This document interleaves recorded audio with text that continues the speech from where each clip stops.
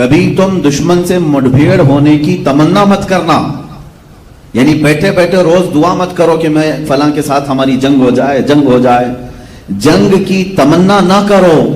اللہ کے نبی صلی اللہ علیہ وسلم کی تعلیمات یہ ہیں، جہاں تک ہو سکے امن و امان قائم رکھو، اس لیے کہ جنگوں میں نقصان دونوں طرف کا بھی ہوتا ہے۔ اکثر یہ دیکھا گیا ہے جنگ ہوگی تو نقصانات ہوں گے ہی۔ تو حضور اکرم صلی اللہ تعالی علیہ وسلم کی ایک تعلیم تو یہ ہے، لیکن آگے میرے آقا نے یہ فرمایا وَإِذَا لَقِيتُمْ، ہاں اگر ایسا معاملہ پیش آ گیا کہ تم پر جنگ مسلط کر دی گئی، سامنے والے کو جنگ کے بغیر کوئی چارہ نہیں، تو پھر اللہ کے حبیب صلی اللہ علیہ وسلم فرماتے ہیں پھر تم ڈٹے رہو، پھر تم ڈٹے رہو اور مقابلہ کرو۔ یہ نہیں ہے کہ میدان چھوڑ کر بھاگ جائیں اور امن و امان کی بات کریں۔ صلح و مصالحت، امن و امان، یہ کچھ الفاظ ایسے ہیں جس کو آج مجھے سمجھانا ہے۔ میں نے دیکھا ہے اکثر لوگ اسلام کی تعبیر میں دو طرف ہیں۔ کچھ لوگ وہ ہیں جو صرف اسلام کو امن و امان، امن و امان، امن و امان یہی تعبیریں کرتے ہیں۔ بالکل اسلام کا نام ہی ہے پیس، میں بھی اس کو ایگری کرتا ہوں۔ کچھ لوگ اسلام کے متعلق صرف جنگوں کا تذکرہ کرتے ہیں کہ اس میں سخت ترین موقف اختیار کیا گیا ہے دشمنوں کے مقابل میں، تب جا کر کے اسلام اپنے پیر جما سکا، اپنی سلطنتیں مضبوط کر سکا، تو جنگوں کا ہونا، جہاد کا ہونا ضروری ہے۔ یہ بعض لوگ اسلام کی تعبیر میں صرف جہاد اور جنگ کا نام لیتے ہیں، اور بعض لوگ صرف امن و امان کا نام لیتے ہیں۔ کیا اسلام کی یہ تعبیریں دونوں لوگ جو کر رہے ہیں وہ صحیح ہے؟ میرے عزیزوں، میرا کہنا یہ ہے کہ اسلام ان دونوں حالات سے گزرا ہے۔ اسلام کا بیسک فنڈا تو یہ ہے کہ وہ امن و امان چاہتا ہے پوری کائنات میں، لیکن اگر کوئی اس میں فساد مچانا چاہے تو اس کے ساتھ جہاد بھی چاہتا ہے۔ اسلام جہاد بھی کرے گا کس کے ساتھ؟ جو امن و امان میں فساد مچائے گا۔ تاریخ میں یہی ہے، لہٰذا ہمیشہ اسلام کی جب بھی تعبیر کرو تو تصویر کا ایک رخ نہ بتاؤ کہ اسلام میں میاں کسی کو کچھ نہیں کہنا ہے، اللہ اللہ کرنا ہے، تسبیح پڑھو، دعا کرو۔ ہاں یقیناً اسلام امن و امان چاہتا ہے، لیکن کب؟ ایک محقق نے بہت اچھے انداز میں کہا، بار بار اسلام اور مسلمانوں کے متعلق کچھ لوگ غیر مسلم یہ کہتے ہیں کہ اسلام تو پیس کا نام ہے، آپ جنگ کی بات نہ کریں نا، آپ جہاد کی بات نہ کریں۔ اور کچھ ہمارے ماڈرن خیالات کے اور کچھ سیکولر لوگ ایسے بھی ہیں جو کہتے ہیں کہ نہیں، اسلام صرف امن و امان کے لیے ہے۔ ہاں یقیناً میں دونوں تصویریں آپ کو بتاؤں۔ اسلام امن و امان اس وقت چاہتا ہے جب اسلام میں موجود غلام خانہ کعبہ کی چھت پر موجود ہو۔ حضور پاک صلی اللہ تعالی علیہ وسلم کو غلبہ حاصل ہوا مکہ کی فتح میں، تب حضور نے امن و امان قائم کیا ہے۔ امان وہ بہتر ہے جب تمہارے پاس غلبہ آ جائے، اور اس وقت تم لوگوں کو معاف کر رہے ہو، یہ امن و امان ہے۔ لیکن جب تمہیں کوئی دبا رہا ہے، جب کوئی تمہیں مار رہا ہے اور تم امن و امان کی بات کر رہے ہو، تو گویا کہ تم جان چھڑانے کی بات کر رہے ہو۔ میں اس کی ایک مثال آپ کے یہاں یوں بتاتا ہوں۔ اب ایک صبر کا لفظ ہے، آپ جانتے ہیں صبر کسے کہتے ہیں؟ سہ لینا، ہر چیز کو سہ لینا۔ اب کوئی 4 سال کا بچہ ہے، میرے ساتھ اس کا مقابلہ ہو رہا ہے۔ 4 سال کے بچے کو میں نے تھپڑ مارا، اور وہ 4 سال کا بچہ یہ کہتا ہے میں نے صبر کر لیا۔ میاں تیرے پاس صبر کے علاوہ چارہ کیا ہے؟ پلٹ کر مارنے کی طاقت بھی تو نہیں ہے۔ تو بڑے آدمی سے، طاقت والے آدمی سے اگر مار کھا کر کے خاموش رہا اور پھر یہ کہے میں صبر کر رہا ہوں، یہ صبر نہیں، یہ تیری مجبوری ہے، یہ مجبوری ہے۔ ہاں کب؟ وہ 4 سال کا بچہ مجھے تھپڑ لگا دے، مجھے تھپڑ لگا دے، میں بدلہ لینے کی طاقت رکھتا ہوں، باوجود اس کے میں نے اس کو معاف کر دیا۔ یہ ہے صبر۔ اس کو کیا کہتے ہیں؟ صبر۔ یہی اسلام چاہتا ہے کہ جب تمہارا غلبہ ہو اور تم دشمنوں کو معاف کر رہے ہو تو اسلام یہ امن و امان کی بات کرتا ہے۔ لیکن جب تمہارے ہر عضو پر بلکہ اسلامی شعار پر حملہ کیا جا رہا ہو اور تمہیں دبانے کی کوشش کی جا رہی ہو, مارنے کی کوشش کی جا رہی ہو, اور تم یہ کہو نہیں صبر کرنا ہے ہمیں. یہ صبر نہیں ہے, یہ تم مجبوری کو صبر کا سہارا لے رہے ہو. مجبوری کا نام صبر نہیں ہے. اسی طرح امن و امان اس کو نہیں کہتے.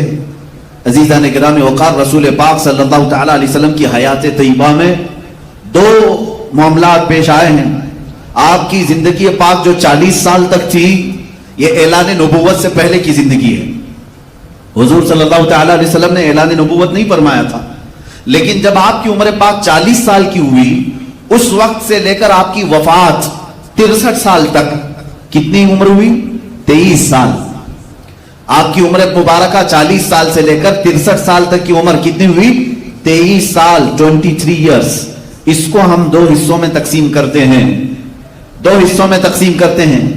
حضور صلی اللہ تعالی علیہ وسلم 40 سال سے لے کر 53 سال تک مکہ ہی میں رہے, 13 سال تک مکہ میں رہے اعلان نبوت کے بعد. اور جب آپ کی عمر مبارکہ 53 سال کی ہوئی, آپ نے ہجرت فرمایا مدینہ طیبہ کی طرف, اور وہاں 10 سال قیام فرمایا. تو میں یہ 23 سال کو دو حصوں میں تقسیم کرتا ہوں. تو 13 سالہ مکی دور ہے اور 10 سالہ مدنی دور ہے. حضور اکرم صلی اللہ تعالی علیہ وسلم کی زندگی پاک میں جو اسلام کے دن ہیں, جو اعلان نبوت کے بعد کے دن ہیں, اس میں 13 سال مکی زمانہ ہے اور 10 سال مدنی زمانہ ہے. یہ دونوں میں بڑا فرق ہے. مکی زمانے میں اور مدنی زمانے میں بڑا فرق ہے. مکی زمانے میں حضور اکرم صلی اللہ تعالی علیہ وسلم کو تبلیغ کا حکم تو تھا کہ آپ اپنے قریبی لوگوں کو اسلام کی دعوت دیں, اللہ کی طرف بلائیں. رسول پاک صلی اللہ تعالی علیہ وسلم نے دعوت کا کام شروع رکھا, اور ان 13 سالوں میں بہت کم لوگ ایمان لائے, بہت کم لوگ. یہاں تک کہ آپ کو لڑنے کا اور جہاد کا بھی حکم نہیں تھا.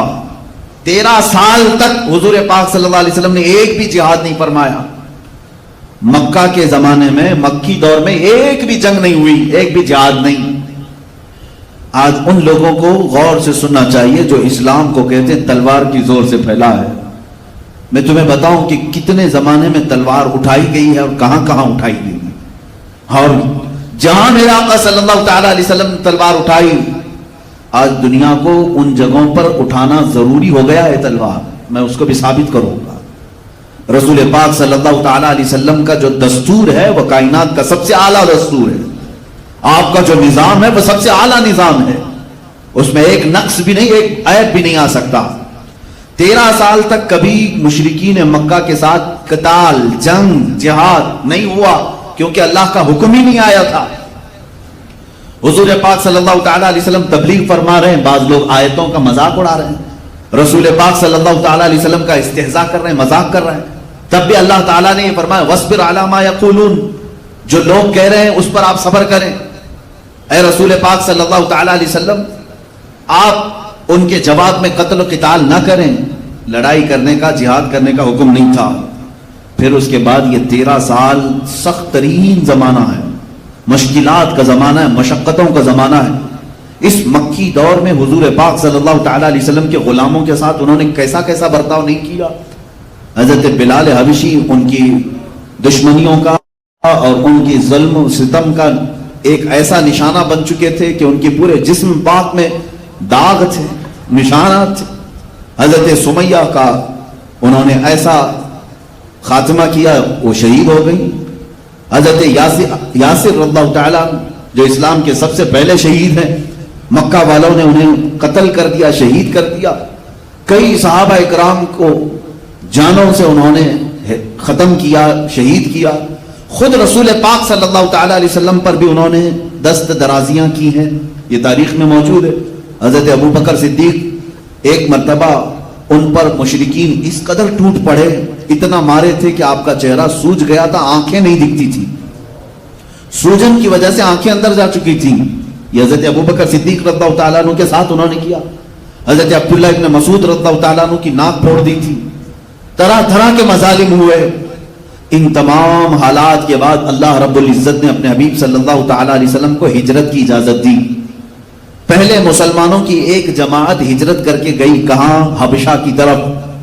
افریقہ کا ایک ملک ہے جس کو آج ایتھوپیا کہتے ہیں. ملک حبشہ کی طرف مسلمانوں کی ایک جماعت گئی جس میں حضرت عثمان ابن عفان بھی تھے رضی اللہ تعالیٰ، اور حضور صلی اللہ تعالیٰ علیہ وسلم کی صاحبزادی حضرت رقیہ بھی تھی، حضرت جعفر طیار بھی تھے. تو یہ مسلمانوں کا قافلہ مکہ سے ہجرت کر کے حبشہ چلا گیا. کفار و مشرکین کے ظلم و ستم اس قدر بڑھ گئے تھے کہ ان کو اپنا اصلی وطن چھوڑنا پڑا، وہ دوسرے وطن میں جا کر پناہ لیے. پھر وہ وقت بھی آیا جب اللہ رب العزت نے اپنے حبیب صلی اللہ علیہ وسلم کو بھی مکہ مکرمہ سے ہجرت کرنے کا حکم دیا. ہجرت کہتے ہیں چھوڑ دینا، ترک کر دینا. رسول پاک صلی اللہ تعالی علیہ وسلم کی وہ ہجرت کا واقعہ پیش آیا. آپ اپنے ساتھ اپنے یار غار حضرت ابو بکر صدیق کو ساتھ لیے اور مدینہ طیبہ کی طرف رواں ہو گئے. یہ اللہ کے نبی صلی اللہ تعالی علیہ وسلم کی جو ہجرت ہے یہ اسلام کا ٹرننگ پوائنٹ ہے. یہاں سے اسلام کی تاریخ ایک نئی تاریخ ہے. اور کیوں نہ نئی تاریخ ہو، آج بھی جو ہم 1442 میں چل رہے ہیں یہ تاریخ چلی ہی ہے حضور کی ہجرت کے بعد سے. بہت ساری تاریخیں ہیں، کسی کی ولادت سے تاریخ چل رہی ہے، کسی کی وفات سے چل رہی ہے، لیکن اسلامی تاریخ کہاں سے چل رہی ہے؟ حضور کی پیدائش سے نہیں اور نہ حضور کی وفات کے دن سے، بلکہ حضور پاک صلی اللہ تعالی علیہ وسلم نے جو مکہ سے ہجرت کیا مدینے، اس دن سے اسلامی تاریخ شروع ہوئی ہے. آج حضور پاک صلی اللہ علیہ وسلم کو ہجرت فرما کر 1442 ہجری ہو گئی. ہجرت کی تاریخ یہ موجود ہے. کیوں میرے عزیزو؟ یہاں سے اسلام اب نئی تاریخ لکھنے جا رہا ہے. اسلام نے ایک ایسی نئی تاریخ لکھی جس کو انگریز قلمدان مائیکل نے کہا ہے، جس نے کتاب لکھی حضور پاک صلی اللہ تعالی علیہ وسلم کے متعلق کہ دنیا میں سب سے زیادہ اثر اور لوگوں میں انفلوئنس ڈالنے والی شخصیت محمد صلی اللہ علیہ وسلم ہے. اسی انگریز نے یہ کہا، اپنی کتاب میں لکھا. لوگوں نے اس سے سوال کیا پہلے تو نے محمد صلی اللہ علیہ وسلم کا نام کیوں لکھا؟ تو کہتا ہے میں نے اس پروفیٹ محمد صلی اللہ علیہ وسلم کی تاریخ پڑھی جس دن یہ اپنی دعوت کے لیے شروع کیا. وہ مکہ کا پورا میدان تھا، لیکن اس کی تاریخ، اس کی دعوت پر لبیک کہنے والے صرف دو تھے. ایک اس کی عورت تھی، ایک بھتیجا، ایک بھائی تھا حضرت علی رضی اللہ تعالیٰ، ایک عورت تھی سیدہ خدیجہ، اور ایک چچا کا بیٹا علی جس کی عمر 9 سال تھی. یہ مائیکل کہتا ہے کہ یہ دعوت شروع ہوئی تھی صرف 2 لوگوں سے. حضور نے دعوت دی، 2 لوگوں نے لبیک کہا. اس کے بعد اپنے قریبی ساتھیوں میں ابو بکر صدیق اور ایک غلام یہ 4-5 لوگوں سے دعوت شروع ہوئی. اور وہ مائیکل کہتا ہے شروع میں تو ایسا ہی لگا تھا کہ یہ اسی زمانے میں ختم ہو جائیں گے، اس لیے کہ ان کے مقابل میں بڑی بڑی طاقتیں مکہ میں موجود تھیں. ابو جہل مقابل میں ہے، ابو لہب مقابل میں ہے، ابو سفیان مقابل میں ہے. یہ سرداران قریش سب ایک جگہ ہیں جن کے ہاتھوں میں اس زمانے کی پارلیمنٹ ہے جہاں یہ لوگ بیٹھ کر کے فیصلے لیا کرتے تھے. تو کیا یہ 3 لوگ، 4 لوگ، 5 لوگ ان کا مقابلہ کر سکتے تھے؟ یہ مائیکل کہتا ہے 2 لوگوں سے شروع ہونے والی یہ دعوت میں نے آج کے زمانے میں دیکھا 1.5 ارب تک پہنچ چکی ہے. 150 کروڑ تک اس دعوت کو پھیلا دیا گیا. اور اگر یہ دعوت جھوٹی ہوتی تو 14 سینچریوں تک باقی بھی نہیں رہتی. آج تک یہ لمبی دعوت چل رہی ہے، اس کا مطلب ہے اس دعوت کے اندر ضرور کوئی سچائی موجود ہے. یہ میں نہیں کہہ رہا، ایک انگریز قلمدان جس نے تاریخ لکھی ہے، بڑی بڑی شخصیات کی. عزیزان گرامی وقار، یہ ہجرت میرے آقا صلی اللہ تعالی علیہ وسلم کی ایک ایسا اثر دکھاتی ہے. یہاں سے اسلام کی نئی نشو و نما ہوئی ہے. اسلام کی بہترین جو سیاست ہے، جو اسلام کی سلطنت کہیں، خلافت ہے، یا اللہ رب العزت کے قوانین کا نفاذ ہے، یہ ہجرت کے بعد ہو سکا ہے. ہجرت زندگی میں کچھ چیزوں کو چھوڑنے کو کہتے ہیں، لیکن جب بندہ کچھ چھوڑتا ہے تو اللہ اس کو بہت کچھ اس کے بدلے میں دیتا بھی. حضور پاک صلی اللہ تعالی علیہ وسلم ہجرت فرما کر جب مدینہ طیبہ تشریف لائے، اب یہاں پر جو حالات تھے وہ مکہ جیسے حالات نہیں تھے. مدینہ نرم دل لوگوں کی زمین تھی، وہاں پر لوگوں نے استقبال کیا تھا. اللہ کے حبیب صلی اللہ تعالی علیہ وسلم جب تشریف لائے، آج بھی حدیث کی کتابوں میں موجود ہے، حضور پاک صلی اللہ تعالی علیہ وسلم کے آنے سے تقریباً 6 یا 7 دن پہلے ہی مدینے کی گلیوں میں یہ بات مشہور ہو چکی تھی کہ محمد صلی اللہ علیہ وسلم مکہ چھوڑ کر مدینے آ رہے ہیں. آلریڈی وہاں پر 100 سے زیادہ گھروں میں اسلام موجود تھا. حضور صلی اللہ تعالیٰ علیہ وسلم کے آنے سے پہلے، کیونکہ حضور جب دعوت شروع فرما چکے تھے مکہ میں، تو مدینے سے قافلے آتے تھے حج کے لیے اور وہ حضور پر ایمان لاتے تھے، واپس جاتے اپنے شہر میں پھر تبلیغ کرتے. کئی لوگ حضور کے مدینے آنے سے پہلے ہی اسلام میں تھے، ایمان میں تھے. اب یہاں پر آپ کو میں بتاؤں، حضور پاک صلی اللہ تعالیٰ علیہ وسلم جب تشریف لا رہے تھے مدینے میں، دونوں حالات بالکل الگ ہیں. مکہ میں بھی حضور آئے ہیں اور مدینے میں بھی حضور آئے ہیں، دونوں جگہ آنے کی کیفیت الگ ہے. حضور پاک صلی اللہ تعالیٰ علیہ وسلم مدینے میں جب آئے تو تاریخ میں ہے بنو نجار قبیلے کی ساری بچیوں کے ہاتھ میں دف تھے اور وہ سنیت الوداع کی گھاٹیوں پر چڑھ جاتی تھی اور روزانہ صبح سے شام تک انتظار کرتی تھی. جس دن حضور پاک صلی اللہ تعالیٰ علیہ وسلم اپنے رفیق سفر صدیق اکبر کے ساتھ قبا کی طرف سے نمودار ہوئے، جلوہ بار ہوئے، مدینے کی خوشیوں کا حال یہ تھا. حدیث میں موجود ہے ساری مدینے کی عورتیں اپنے گھروں کے چھتوں پر چڑھ گئیں، مرد حضرات اپنی گلیوں میں اور راستوں پر نکل آئے، اور چھوٹے بچیاں اور کچھ نوجوان جو جنگی لباس پہنے ہوئے تھے، تلوار بھی ان کے ہاتھ میں تھے، نیزے بھی ان کے ہاتھ میں تھے، اور وہ جو ان کے آڑ کے لیے جو ڈھال ہوتے تھے تو تلواروں کو ڈھال سے بجاتے بجاتے سنیت الوداع کی گھاٹیوں تک پہنچ گئے اور سب بیک زبان کہتے تھے طلع البدر علینا من ثنیات الوداع وجب الشکر علینا ما دعا للہ داعی. یہ ہمارا بریلویوں کا کیا ہوا سلام نہیں ہے، یہ مدینے کی وہ صحابیات بچیوں کا سلام ہے جنہوں نے حضور کا مدینے میں استقبال کیا ہے. ارے میرے عزیزو، یہاں مجھے بات یہ کہنی پڑتی ہے کہ اگر آج ہم میلاد میں کہتے ہیں نور والا آیا ہے، نور لے کر آیا ہے، یہ جو نعتیں پڑھتے ہیں تو در حقیقت یہ مدینے والوں کی ترجمانی کر رہے ہیں. انہوں نے بھی حضور کا استقبال کیا تھا اور یہ کہا تھا اللہ والا ہمارے شہر میں آیا ہے. انہوں نے تو بڑی بات کہی تھی طلع البدر علینا، انہوں نے کہا 14ویں کا چاند ہم پر طلوع ہو گیا ہے. من سنیات الوداع، یہ سنیت الوداع کی گھاٹیوں سے 14ویں کا چاند ہم پر طلوع ہو گیا ہے. وجب الشکر علینا ما دعا للہ داعی، یہ اللہ کی طرف بلانے والا پیغمبر جب تک بلاتا رہے گا ہم سب مدینے والوں پر اس کا شکر واجب ہوگا. یہ بچیاں پڑھ رہی تھی. اب مجھے یہاں سمجھ میں آیا، بعض لوگ یہ کہتے ہیں جب حضور پیدا ہوئے تھے تو کوئی میلاد نہیں منائے تھے مکہ میں، ہے نا؟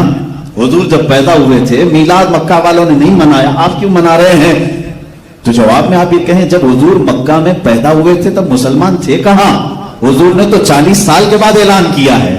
نہیں، حضور نے 40 سال بعد اعلان فرمایا. مکہ میں حضور پاک صلی اللہ تعالیٰ علیہ وسلم جس وقت جلوہ گر ہوئے تھے خوشیاں منائی گئی، اور بات ہے کہ تمہاری آنکھیں نہیں دیکھتی.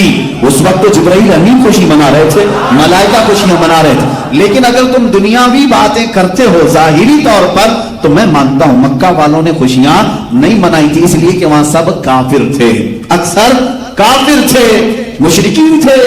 لیکن مجھے یہ بتاؤ مدینے جب وہ رسول آئے تھے تو خوشیاں منائی گئی تھی کہ نہیں؟ اس لیے کہ مدینے میں پہلے سے مسلمان موجود تھے.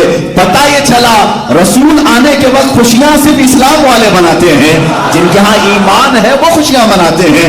کفر و شرک جہاں پہلے سے ہو ان کو میلاد سے کیا غرض ہے؟ رسول پاک کی ولادت سے کیا غرض ہے؟ کل ہی ایک صاحب نے مجھ سے پوچھا میلاد منانا کہاں لکھا ہوا ہے؟ میں نے کہا سنیوں کی قسمت میں لکھا ہوا ہے. کہاں لکھا ہوا ہے؟ سنیوں کی قسمت میں لکھا ہوا ہے. اس لیے کہ ہم نے تاریخ میں دیکھا ہے کہ جب رسول مکہ میں آئے تو وہاں قسمت والے ایمان والے نہیں تھے، اس لیے ہو سکتا ہے انہوں نے ظاہری خوشی نہیں منائی، لیکن مدینے والوں کی قسمت میں تو ایمان تھا. جب رسول نمودار ہو رہے تھے ارے میاں انہوں نے تو دف بجا بجا کر کے اپنے نبی کا استقبال کیا. تم تو صرف ہمارے جھنڈوں پر اعتراض کرتے ہو، ابھی تو ہم نہ ڈھول اٹھائے ہیں نہ دف اٹھائے ہیں. مدینے والی بچیاں دف بجا کر کے میرے نبی کا استقبال کر رہی تھی، اور میرے آقا نے اگر یہ بدعت اور شرک ہوتی تو مدینے والوں کو کہتے لے جاؤ اپنے دف اندر، یہ سب کیا کر رہے ہو؟ بلکہ صدیق اکبر فرماتے ہیں حضور نے خوشی کا اظہار فرمایا. پتہ یہ چلا میلاد منانے والوں سے میرے آقا بھی راضی ہوتے ہیں. حضور پاک صلی اللہ تعالیٰ علیہ وسلم راضی، اور کیوں نہ ہو قرآن پاک میں. بہرحال یہ ٹاپک میرا نہیں ہے یار، میں انشاءاللہ العزیز میلاد کی شب ضرور عرض کروں گا کہ میلاد ہم کیوں مناتے ہیں. یہ بیچ میں بات آئی، میں نے عرض کیا آؤ غزوات کی بات ہے کہ غزوے شروع کیسے ہوئے، جنگیں شروع کیسے ہوئی. 13 سال کے زمانے میں حضور کے مکی دور میں کوئی غزوہ نہیں, کوئی جنگ نہیں, کوئی جہاد نہیں. مدینہ طیبہ جب تشریف لائے, استقبال عالی شان. جاتے ہی میرے آقا صلی اللہ تعالی علیہ وسلم مہمان بنے حضرت ابو ایوب انصاری کے گھر, اور ان کے گھر تقریباً 7 یا 8 مہینے تک قیام فرمایا. لیکن رسول پاک صلی اللہ تعالی علیہ وسلم نے اپنا گھر نہیں بنایا. سب سے پہلے مدینے میں جاتے ہی حضور صلی اللہ علیہ وسلم نے اعلان فرمایا کہ یہ نئی زمین میں سب سے پہلے اللہ کا گھر بنایا جائے, مسجد بنائی جائے. اس کا مطلب یہ ہے کہ اسلام کی سب سے پہلی پارلیمنٹ مسجد ہوا کرتی ہے, مسجد ہے. حضور پاک صلی اللہ علیہ وسلم نے فرمایا تو مسجد کے لیے وہ جگہ منتخب کی گئی جہاں آج مسجد نبوی شریف ہے. یہ جس کی زمین تھی انہوں نے مفت میں ہدیہ کیا, حضور پاک صلی اللہ تعالی علیہ وسلم نے لیا, لیکن یہ 2 یتیموں کی تھی, اس کی قیمت حضور نے ادا فرمائی. کہا کہ یہ یتیموں کا حق ہے, اسے ہدیتاً یعنی مفت میں نہ لیا جائے, اس کی قیمت ادا کی گئی. مسجد نبوی شریف کی جو قیمت ادا ہوئی کس کا مال تھا؟ حضرت ابوبکر صدیق کا مال تھا. حضرت ابوبکر صدیق کے مال سے مسجد نبوی کی جو جگہ ہے وہ خریدی گئی اور اس پر مسجد نبوی تعمیر ہوئی. یہ پھونکتے ہیں صدیق اکبر کی شان میں, شیعہ رافضی صدیق اکبر کی شان میں غلیظ مغلظات بکتے ہیں. ابھی تو پاکستان کی سرزمین پر ایک کھٹمل نے سیدنا ابوبکر صدیق رضی اللہ تعالیٰ عنہ کو کافر بھی کہا. معاذ اللہ رب العالمین. اس ذلیل و بدکار آدمی کو دنیا میں بھی اللہ ذلت سے رکھے گا اور آخرت میں بھی وہ ذلیل ہوگا انشاءاللہ. جس کے مال سے اسلام کی پہلی مسجد یعنی مسجد نبوی تعمیر ہو رہی ہے. مسجد قباء تھی لیکن باضابطہ رسول کی جو مسجد ہے وہ مسجد نبوی جہاں تعمیر ہوئی. اس کے بعد حضور پاک صلی اللہ تعالی علیہ وسلم نے ہجرت کے بعد جو سب سے پہلا نظام قائم کیا, میں آپ کو بتاتا ہوں, ایک نیا ملک جب کوئی قائم کر رہا ہوتا ہے سب سے پہلی ضروریات اس کی کیا ہوتی ہیں؟ جب نیا ملک قائم ہو رہا ہو, جو بھی اسلام کے بیس پر نیا ملک قائم ہوتا ہے اس میں سب سے پہلا اپنا گھر نہیں اللہ کا گھر بنایا جاتا ہے. اللہ کا گھر بنا, مسجد جیسی بنی. حضور پاک صلی اللہ تعالی علیہ وسلم نے ایک ایسا عقد فرمایا. عقد کہتے ہیں جوڑنے کو, باندھنے کو. جیسے عقد نکاح ہم کہتے ہیں شوہر اور بیوی دونوں کو جوڑ رہے ہیں تو یہ عقد نکاح. عقد کہتے ہیں گرہ لگانا, گانٹھ لگانا. لیکن رسول پاک صلی اللہ تعالی علیہ وسلم نے مواخات کا عقد کیا تھا, بھائی بھائی بنانے کا عقد. اور تاریخ میں ایسا عقد دوسرا ملتا ہی نہیں. حضور پاک صلی اللہ تعالی علیہ وسلم کے لیے جو لوگ اپنا وطن چھوڑ کر آئے تھے, مکہ سے دیگر علاقوں سے, سب چھوڑ کر مدینے آ رہے ہیں, اور ان کو کون رکھے گا مدینے میں؟ وہ کہاں رہیں گے؟ ان کا کھانا پینا, ان کی کمائی کا ذریعہ کیا ہوگا؟ یہ تو فکر تھی. تو مدینے میں جو لوگ موجود تھے وہ انصار صحابہ, اور جو ہجرت کر کے آئے تھے وہ مہاجرین صحابہ, سب کو جمع کیا میرے آقا صلی اللہ علیہ وسلم نے. اور اس مجلس میں صبح سے شام تک میرے آقا نے کیا فرمایا؟ ایک مہاجر صحابی کو اٹھاتے, ایک انصار صحابی کو اٹھاتے, دونوں کا ہاتھ جمع کرتے اور کہتے آج سے تم دونوں بھائی ہو. اس طرح دونوں کے بھائی چارگی کا سلسلہ شام تک جاری رہا. جتنے ہجرت کر کے آئے تھے ان سب کو حضور نے مدینے میں رہنے والے انصار کا بھائی بنایا. میرے عزیز, یہ خالی بولی نہیں ہے, یہ الفاظ نہیں ہے. صحابہ تھے وہ صحابہ, حضور کی زبان کی لاج ایسی رکھتے تھے. ایک ایک صحابی جو انصار ہیں وہ اپنے مہاجر بھائی کو گھر لے جاتے اور اسی دن شام میں بیٹھ گئے, اپنی جائیداد, اپنی پراپرٹی, اپنی مکان سب بتا رہے ہیں. کہا ہے میرے مہاجر بھائی, میرا باغیچہ اتنا بڑا ہے, اتنے درخت اس کے اندر ہے, مارکیٹ میں 4 دکانیں ہیں, مکان اتنے ہیں, آدھی مارکیٹ تیری ہے, آدھا باغیچہ تیرا ہے, آدھی دکان تیری ہے, آدھا گھر میرا, آدھا گھر تیرا. ہر چیز میں, اس لیے کہ اللہ کے نبی نے جب بھائی بنایا ہے میری ہر چیز میں آدھا حصہ تیرا بھی ہے. یہ صحابہ نے عمل کر کے دکھایا. یہاں تک کہ ایک صحابی فرماتے ہیں انہوں نے آدھا اتنا کیا کہ ان کی 2 بیویاں تھیں. انہوں نے کہا تم نئے مدینے میں آئے ہو, میں ایک بیوی کو طلاق دیتا ہوں, عدت گزارنے کے بعد تم اس سے نکاح کر لو, اس کا مہر بھی میں ادا کروں گا, اس لیے کہ تم اجنبی ہو, یہاں کیسے شادی کرو گے. عزیزان گرامی وقار, یہ انصار صحابہ تھے جو مدینے والے, جنہوں نے مہاجرین کے لیے اپنے پورے سینے کشادہ کیے تھے. کسی کے سینے میں ذرا برابر بھی ایسی بات نہیں آئی تھی کہ باہر سے آنے والے ہم پر قابض ہو گئے. نہ, مدینے والوں کا دل اللہ رب العزت نے اتنا نرم بنایا, آج بھی اس کا اثر باقی ہے, آج بھی اثر باقی ہے. میں اکثر کو جانتا ہوں اہل مدینہ جب بھی ہم ان سے ملاقات کرتے ہیں تو ہم یہی کہتے ہیں اہل المدینہ علی رؤوسنا، مدینے والے ہمارے سروں پر ہیں، اس لیے کہ جنہوں نے نبی کا استقبال کیا ہے ہمیں یقین ہے وہ آنے والے قیامت تک ہر مسلمان کا بھی استقبال کرتے ہیں۔ بعض علاقوں میں مکہ میں دیکھا ہے شدت پائی جاتی ہے، لیکن مدینے والے آج بھی نرمی کرتے ہیں حجاج کے ساتھ بھی، جو حج کے لیے آتے ہیں، جو زیارت کے لیے آتے ہیں، ان کے ساتھ بھی نرمی کی جاتی ہے۔ آج تک مدینے کا ایک رواج ہے، آج بھی رواج ہے، اللہ اس کو سلامت رکھے۔ میں نے کافی دن قبل یہ پڑھا تھا کہ جو بھی مدینے میں نیا ان کو دکھتا ہے، جو بھی، وہ لوگ کیا کہہ کر کے پکارتے ہیں؟ کہتے ہیں یا محمد۔ آپ بھی جائیں، اگر آپ کا نام ان کو معلوم نہیں ہو تو یہاں تو آپ پکاریں گے مسٹر فلاں فلاں، نہیں، مدینے والے جس کا نام معلوم نہیں اس کو کہتے ہیں محمد۔ وہ اپنی جانب سے ہر ایک کا نام محمد رکھتے ہیں، اور اگر کوئی دوست بن جائے تو اس کو صدیق کہتے ہیں یا صدیق کہتے ہیں۔ مدینے کا یہ رواج ہے آج بھی۔ ہم نے پوچھا کہ ایسا کیوں کیا جاتا ہے؟ کہا گیا کہ جب سے نئے طریقے سے میرے آقا تشریف لائے تھے، مدینے والوں نے اس خوشی کو آج تک محسوس کیا۔ جب بھی کوئی نیا مدینے میں آتا ہے تو ہم اس کو محمد ہی کہتے ہیں، نام جب تک معلوم نہ ہو اس کو محمد ہی پکارا جاتا ہے۔ عزیزان گرامی اوقات، حضور صلی اللہ تعالی علیہ وسلم نے جو اسٹیبلشمنٹ جس کو کہتے ہیں حکومت کا، سلطنت کا، وہ مدینے میں جانے کے بعد قائم فرمائے۔ مسجد بنی، عقد مواخات ہوا، یعنی بھائی چارگی قائم کی گئی۔ اب اسلام کو مضبوط کرنے کا زمانہ تھا۔ رسول پاک صلی اللہ تعالی علیہ وسلم نے صحابہ کے لیے گھر بنانے شروع فرمائے۔ جو گھر بار سب چھوڑ کر آئے تھے ان کے لیے گھر بنائے گئے۔ سب سے پہلے کالونی بنانے کا، لے آؤٹ بنانے کا نظام میرے آقا نے عطا فرمایا ہے۔ بستیاں آج بھی اصحاب صفہ کی مدینے میں، اگرچہ ان کو ویران کر دیا گیا ہے، لیکن مدینے کے مضافات میں حضور نے ایک بہت بڑی جگہ میں صحابہ کے گھر بنائے تھے، بڑے ڈسپلن کے ساتھ۔ جب کسی کی شادی ہوتی تو اس مکان میں شفٹ کیے جاتے۔ کالونی بنانے کا سسٹم میرے آقا صلی اللہ علیہ وسلم کا ہے۔ اس کے بعد رسول کریم صلی اللہ تعالی علیہ وسلم نے تعلیم کا نظام قائم کیا۔ آج کسی بھی ملک کو آپ دیکھ لیں، کسی بھی ملک، اس کی ترقی کے جو راز ہیں وہ یہی راز ہیں جو میں بتا رہا ہوں۔ سب سے پہلے اسے اپنے ایک مرکز کی ضرورت ہوتی ہے، پارلیمنٹ، جہاں بیٹھ کر کے وہ لوگوں سے مشورہ کرے، اپنے ملک کی، اپنے سرحدوں کی حفاظت کے لیے کیا کیا کیا جانا چاہیے، اس پر ڈسکس ہونے کے لیے ایک مکان چاہیے ہر زمانے میں۔ اور بادشاہ بھی اپنے محلات بناتے تھے میٹنگ کے لیے، لیکن میرے آقا صلی اللہ تعالی علیہ وسلم نے اسلام کی مضبوطی کے لیے جس چیز کو پارلیمنٹ بنایا وہ مسجد ہی تھی۔ اللہ کے گھر سے سارے کام ہو رہے تھے۔ اب یہاں پر حضور پاک صلی اللہ علیہ وسلم نے تعلیم کا نظام قائم کیا۔ تعلیم کا نظام تو ایسے کہ اللہ اکبر، وہ دنیا کی سب سے بڑی یونیورسٹی ہوگی جہاں شاگرد صحابہ ہیں، استاد رسول اللہ ہیں۔ میرے آقا صلی اللہ تعالی علیہ وسلم انہیں ہر چیز کا علم دیتے رہے، صحابہ بھر بھر کر پیتے رہے، علم کی سوغات لیتے رہے۔ یہ تمام نظام قائم کس لیے کیا؟ امن و امان کے لیے کیا۔ جب میرے آقا صلی اللہ تعالی علیہ وسلم آئے، پھر اس کے بعد زراعت کے اصول، باغیچہ، شجرکاری، یہ سب میرے آقا نے فرمایا۔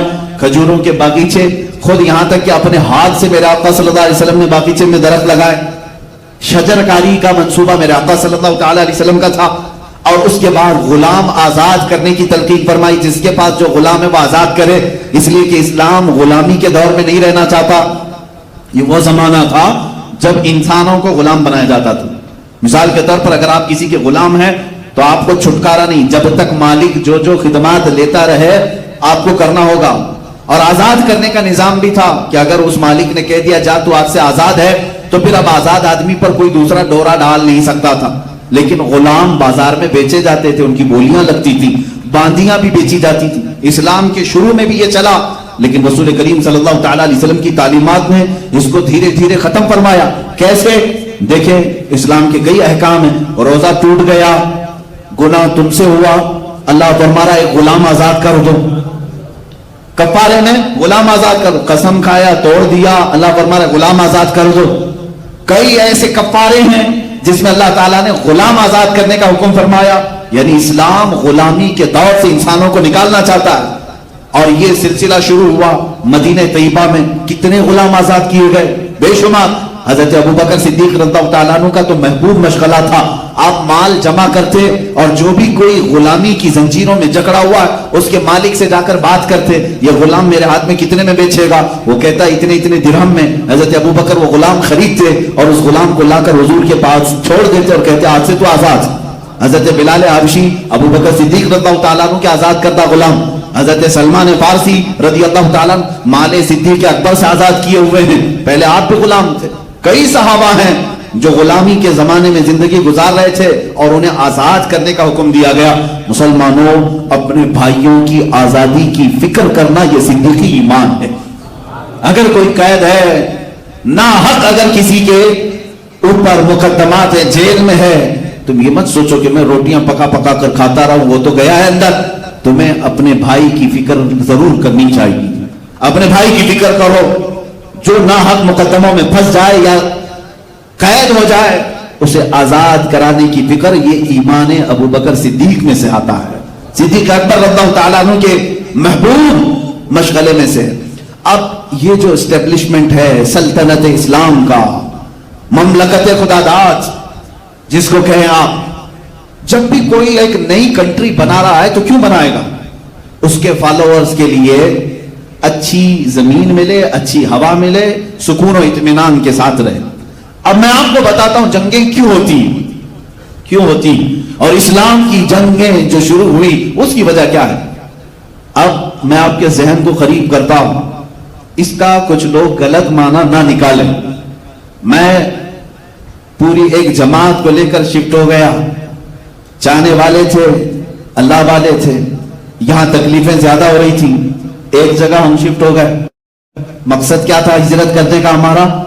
تاکہ لوگوں کے فتنوں سے دور ہو جائیں، ہم اللہ رب العزت کے نظام پر آزادی کے ساتھ عمل کر سکیں۔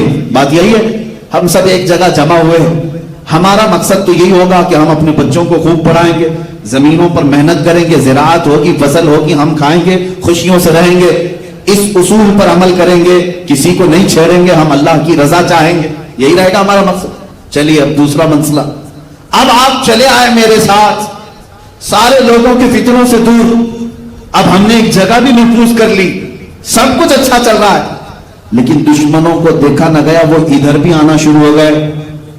اب جو ہم نے نیا نظام قائم کیا تھا اس پر شبخون مارنے لگے، جگہ جگہ سے مسلمانوں کو یا ہماری جماعت کو قید کرنے لگے، ایک ایک کو گرفتار کرنے لگے۔ اب کیا ہوگا بتاؤ؟ ہم وہاں سب چھوڑ کر کے آئے تمہارے فتنوں سے بچنے کے، تم یہاں بھی آ رہے ہو، تب تلوار اٹھانی پڑتی ہے، تب ڈیفنس کرنا پڑتا ہے۔ عزیزان گرامی، یہ پوری دنیا کا دستور ہے۔ تم اسلام کو جرم کے اعتبار سے دیکھتے ہو، ان ظالموں سے میں کہتا ہوں جن کے ہاتھوں میں ہزاروں لوگوں کا خون ہے آج، جو کرسیوں پر بیٹھے ہیں اور اسلام پر تھوکتے ہیں، اللہ رب العزت ان کے لیے کافی ہے، جو اسلام کے متعلق یہ کہتے ہیں کہ ہر ایک کو تلوار کے زور سے انہوں نے اپنے اندر کیا۔ تم کیا کر رہے ہو آج؟ تم کون سے زور سے؟ ڈرون تیار کر، پیٹروٹ، میزائل، نیوکلیئر، ان تمام ہتھیاروں کی خریداری میں ایک دوسرے سے آگے بڑھنے کی سب کی دوڑ ہے، اور سب یہی طاقت بنانا چاہ رہے نہیں ہے۔ آج ہر کنٹری اپنے سرحد کی حفاظت کر رہی ہے کہ نہیں کر رہی؟ ہر ملک اس کی اپنی فوج ہے، اس کے اپنے سولجرز ہیں، بارڈر پر ہر ایک کنٹری نے سولجرز لگا رکھے ہیں۔ اگر کوئی دوسری کنٹری والا اس میں داخل ہوتا ہے تو کیا وہ اس کو مرحبا مرحبا کہہ کے بلا لیں گے؟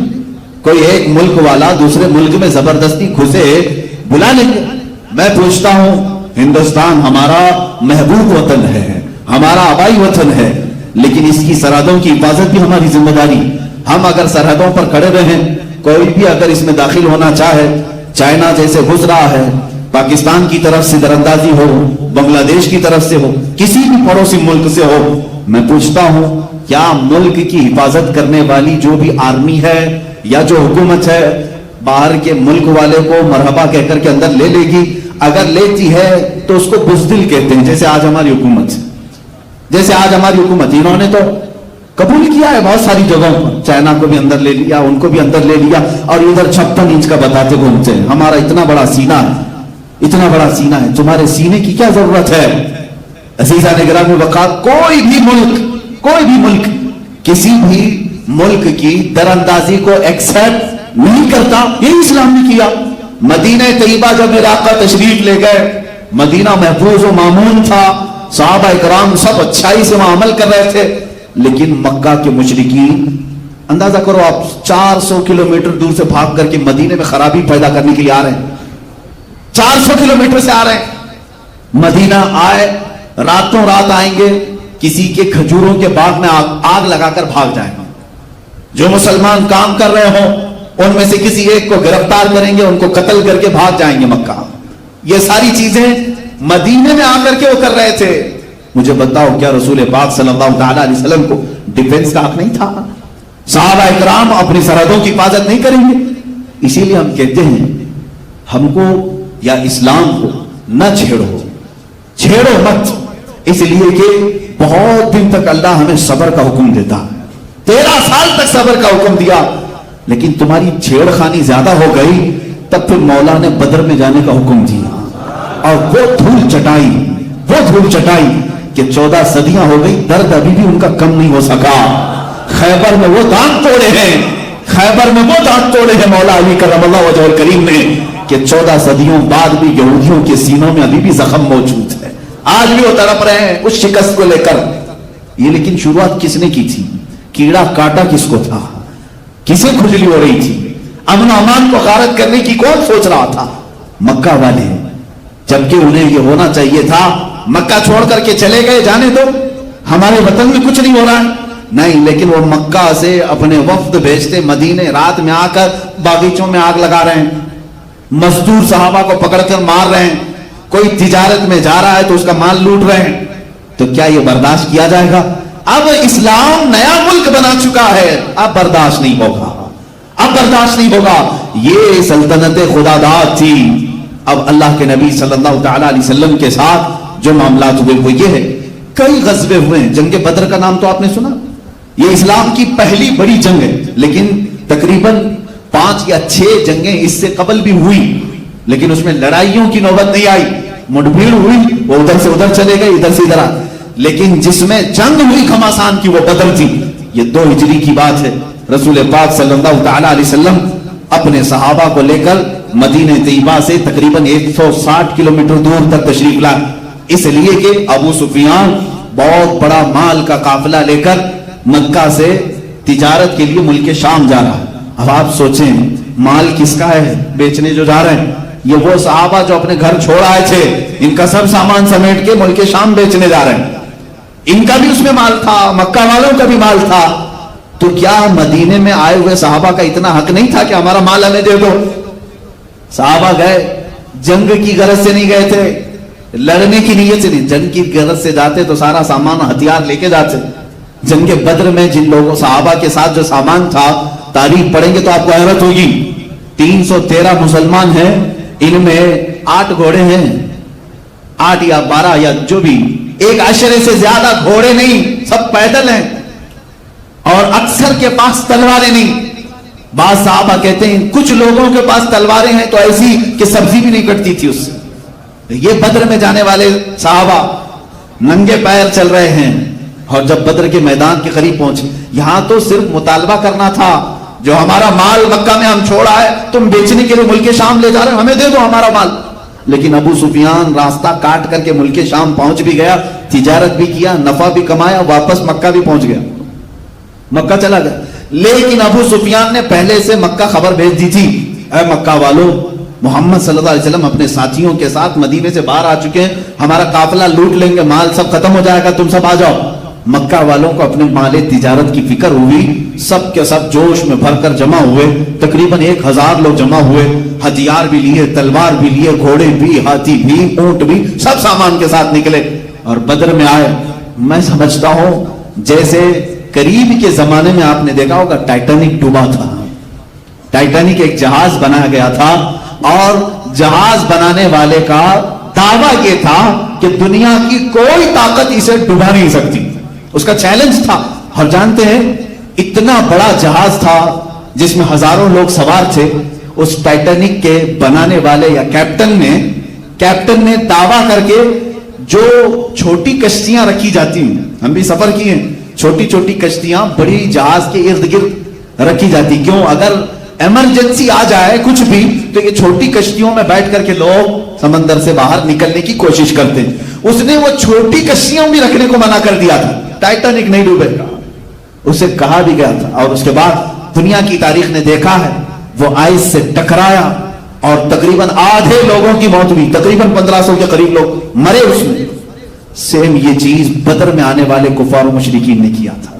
وہ آئے تھے اور بہت ساری چیزوں میں ان کا شور و غل ایسا تھا کہ رات بھر محفلیں لگاتے تھے, گوشت بھونتے تھے اور کھاتے تھے, طبلے بجاتے تھے اور ناچتے تھے اور کہتے تھے کہ اب محمد اور ان کے ساتھیوں کو آخری زمانے تک کوئی یاد بھی نہیں کرے گا, ایسا ہم ختم کر کے جائیں گے. اتنے بڑے بڑے دعوے. ان کے اگر اشعار آپ پڑھیں گے تو ایسا لگتا ہے کہ یہ لوگ یہ سوچ کر کے رکھے تھے کہ اب اسلام اور مسلمانوں کی کوئی ایک نشانی بھی باقی نہیں رہی. اتنے بڑے بڑے اشعار بدر کے میدان میں پڑھ رہے ہیں, اپنی محفلوں میں پڑھ رہے ہیں. لیکن ادھر رسول پاک صلی اللہ تعالی علیہ وسلم 313 نہتے صحابہ کے ساتھ کیا کر رہے ہیں؟ رات کے وقت صحابہ نے دیکھا آقا 1000 سے زیادہ تعداد میں ہتھیار سے لیس ہیں اور وہ ہمارے مقابل میں آئے ہیں. اس میں ایسے نہیں کہ چھوٹے پوٹے سب, بلکہ بڑے بڑے پہلوان وہ جمع کر کے لائیں. حضور پاک صلی اللہ تعالی علیہ وسلم کے ساتھ جو صحابہ ہیں یہ فاقہ کش نہتے ہیں, بھوک کے مارے.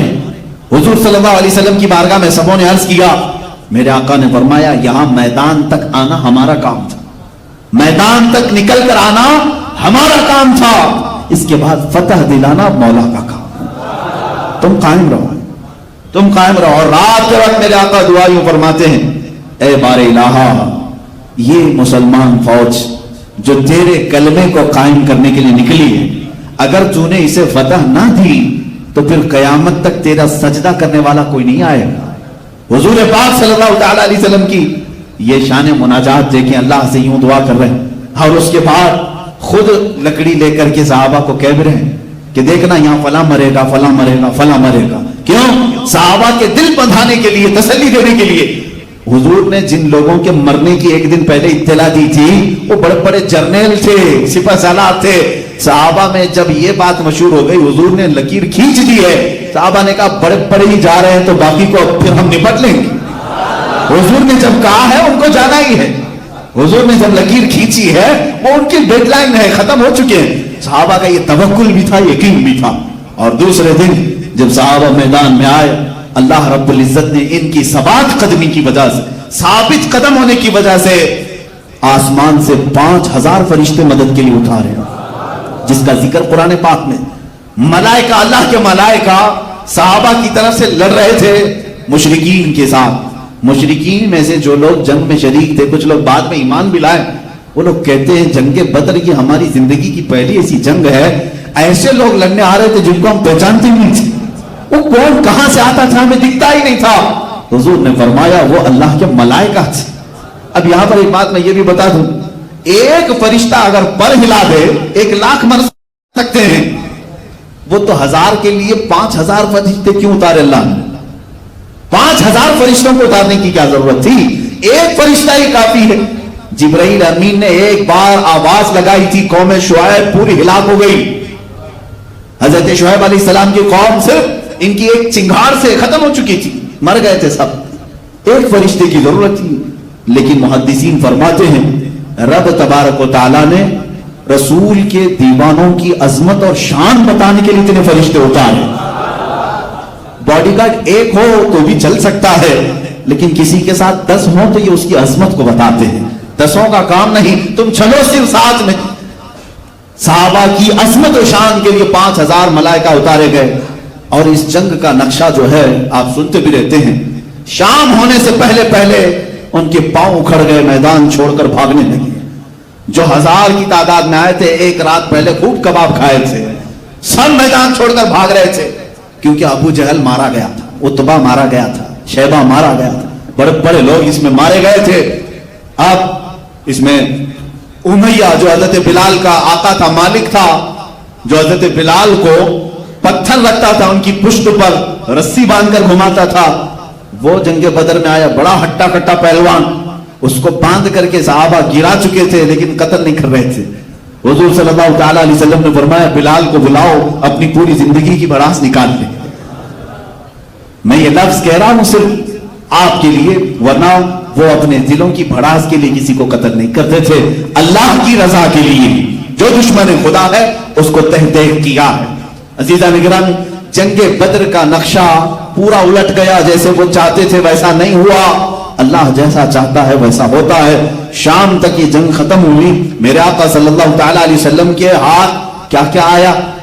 पूरा माले गनीमत जो मक्का वाले लेकर के आए थे सब छोड़ कर गए। जंगों का निजाम यही है, जब कोई फतह याब हो जाए तो दुश्मन जो माल छोड़े उसको कहते हैं माले गनीमत। माले गनीमत ये फतह पाने वाली फौज का हिस्सा होता है। वो माले गनीमत सहाबा को बहुत सारा हाथ में आया और 70 लोग कैदी बनाए गए और 70 लोग मारे गए। नुकसान इस्लाम का क्या हुआ था? 14 जानें गई थी, 14 सहाबा शहीद हुए थे, बस इसके अलावा कुछ नहीं। इनकी सबात कदमी और इनकी इस्तिकामत ऐसी थी, तलवारें न होकर के भी अल्लाह की जात पर तवक्कुल कैसा था। मेरे अजीजों, इस पूरी जंग से जो सबक मिलता है, इस जिहाद से, पहली बात तो यह है कि तुम छेड़ो मत, लेकिन अगर तुम्हारे मालो मता इज्जत और आबरू के साथ कोई खिलवाड़ करे, कोई तुम्हारे दीन पर हमलावर हो, तो हुजूर ने यह भी नहीं कहा तस्बीह लो कहो अल्लाह अल्लाह अल्लाह अल्लाह, दुश्मन को हिलाक कर दे, दुश्मन को हिलाक कर दे, ये भी नहीं। हुजूर ने फरमाया मैदान में बाहर आओ, अपने जानिसारों के साथ आओ, अपना हक मांगो। हक का तलब करना ये इंसान की अपनी जिंदगी का मकसद यानी फंडामेंटल राइट है, उसका हक है ये। हुजूर पाक सल्लल्लाहु ताला अलैहि वसल्लम के साथ सहाबा है, क्या हुजूर मदीने में बैठ कर की दुआ नहीं कर सकते थे? मस्जिद नबवी में बैठ करके, जैसे आज इज्तिमाई दुआएं हो रही ना जगह जगह पर, इज्तिमाई दुआ हो रही है, अल्लाह इजराइल के मुंह में कीड़े पड़ जाए, तुम बैठो यहां पर तस्बीह हिलाते रहो, दुआ करते रहो। बाज लोग ये कहते हैं नहीं नहीं नहीं, उनके साथ क्या प्रोटेस्ट करें, क्या एहतजाज करें, हम यहां बैठ करके दुआ करते हैं। अभी एनआरसी और सीए के टाइम पर मैंने बहुत महसूस किया, माफ करना कुछ लोगों की गुस्ताखी हो, कुछ लोग रोजा रखने की तलकीन कर रहे थे, अच्छी बात है, जुमेरात रोजा रखो, एनआरसी खत्म हो जाए, तस्बीह पढ़ो, ये फलां तस्बीह बहुत असर है, ये जलाली जिक्र है, जिक्र करो, सब खत्म हो जाए। मेरे अजीज, बाज गधे ऐसे होते हैं जो तस्बीह से नहीं जाते, डंडे से जाते, वरना तुम तस्बीह घुमाते रहोगे। मैंने एक आलिम साहब के मुतालिक सुना था, मौलाना साहब एक खेत बोए हैं, फसल उगाई, गधा आ जाता था, फसल खाता था। अब हजरत तस्बीह लेकर बैठते थे, दुआ करते थे, अल्लाह गधे को दूर कर दे, गधे को दूर कर दे। जैसे मशहूर मुहावरा है, जल तू जलाल तू आई बला को टाल तू, ये बाज लोग कहते हैं ये तस्बीह है, बलाएं जाती है इससे, बाज लोग कहते हैं। तो मौलाना साहब तस्बीह पढ़ते रहते थे और वो गधा रोज खाता था, रोज फसल खाता था। कुछ नौजवान थे जो मोहब्बत करते थे, उन्होंने देखा हजरत तो उठेंगे नहीं और इनकी तस्बीह हाथ में ही रही, उन्होंने डंडा उठाया और गधे को मारा, गधा चला गया, दोबारा नहीं आया। उन्होंने हजरत से कहा कि हजरत सारे गधे तस्बीह से नहीं जाते, कुछ गधों के लिए डंडा उठाना पड़ता है, अगर सिर्फ तस्बीह से ही जाते तो उमर फारूक के कोड़े की जरूरत नहीं होती। निजाम तुम्हारा कायम होता है, तुम्हारे हुकूक तलब करने की तुम्हारे अंदर आदत होनी चाहिए। आज हमें बुज़दिल बनाया जा रहा है, आज बुज़दिल बनाया जा रहा है। लफ्ज़े जिहाद लाने से मुंह पर बहुत सारे लोग डर जाते हैं, ऐसा लगता है कि कोई नापाक वर्ड है, मेरे अजीज़ों कोई गाली है। यह एक पवित्र लफ्ज है, मुकद्दस लफ्ज है, और पूरी दुनिया को असल में कहता हूं जिहाद रसूल पाक सल्लल्लाहु अलैहि वसल्लम ने करके दिखाया है कि अपने मुल्क की हिफाजत कैसे होती है, अपने मुल्क की हिफाजत कैसे होती है, ये हुजूर से लोगों ने सीखा है। आज जो इजराइल पूरी दुनिया में नाच रहा है और डिफेंस की ताकत जिसकी सबसे ज्यादा है, दुनिया पूरे हथियार किससे खरीद रही है? इजराइल से खरीद रही है। कहते हैं उसका डिफेंस का जो पावर है वो बहुत ज्यादा सख्त है, उस पर कोई अटैक नहीं करेगा। मैं आपको तारीख बताऊं, 1965 या 1955 की बात, इजराइल का शुरू का दौर है ये। उस वक्त जो वहां की एक प्राइम मिनिस्टर थी, उससे वॉशिंगटन के एक न्यूज रिपोर्टर ने एक इंटरव्यू लिया था, क्योंकि उसकी पॉलिसी क्या थी, उस जमाने में इजराइल में क्राइसिस चल रहे थे, कहत था, लोगों के पास माल कम, जॉब नहीं थे, उतनी तरक्की याफ्ता नहीं था, लेकिन वो प्राइम मिनिस्टर जो लेडी थी वो अमेरिका से हथियार खरीद रही थी। डिफेंस के सामान खरीद रही थी, तो मुल्क में उसके खिलाफ एक लहर चल रही थी, जो अपोजिशन थे वो सब उठ खड़े थे।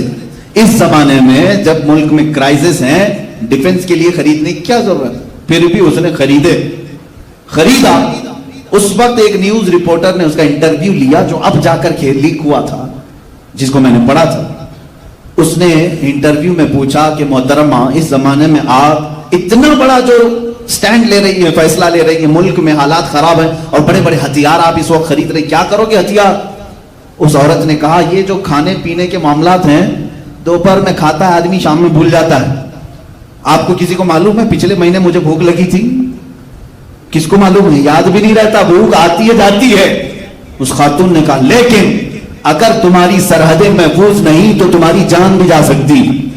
वो औरत कहती है, मैंने ये जो स्टैंड लिया, ये जो डिफेंस के सामान खरीदे, एक शख्स से मैं बहुत इंप्रेस होकर के की। उसने पूछा, कौन ऐसा शख्स है? वो कहती है, प्रॉफेट मोहम्मद सल्लल्लाहु अलैहि वसल्लम। यहूदी औरत है, ज्यूस, उनको क्या लेना देना है? वो कहती है, मैंने पढ़ा है उनको। कहा, क्या पढ़ा आपने? इंटरव्यू में वो औरत कहती है, मैंने देखा मोहम्मद सल्लल्लाहु ताला अलैहि वसल्लम के जो फॉलोवर्स थे हमेशा भूखे रहे, अक्सर उनके घरों में खाना ही नहीं आता था, बल्कि वो खुद फाके में थे।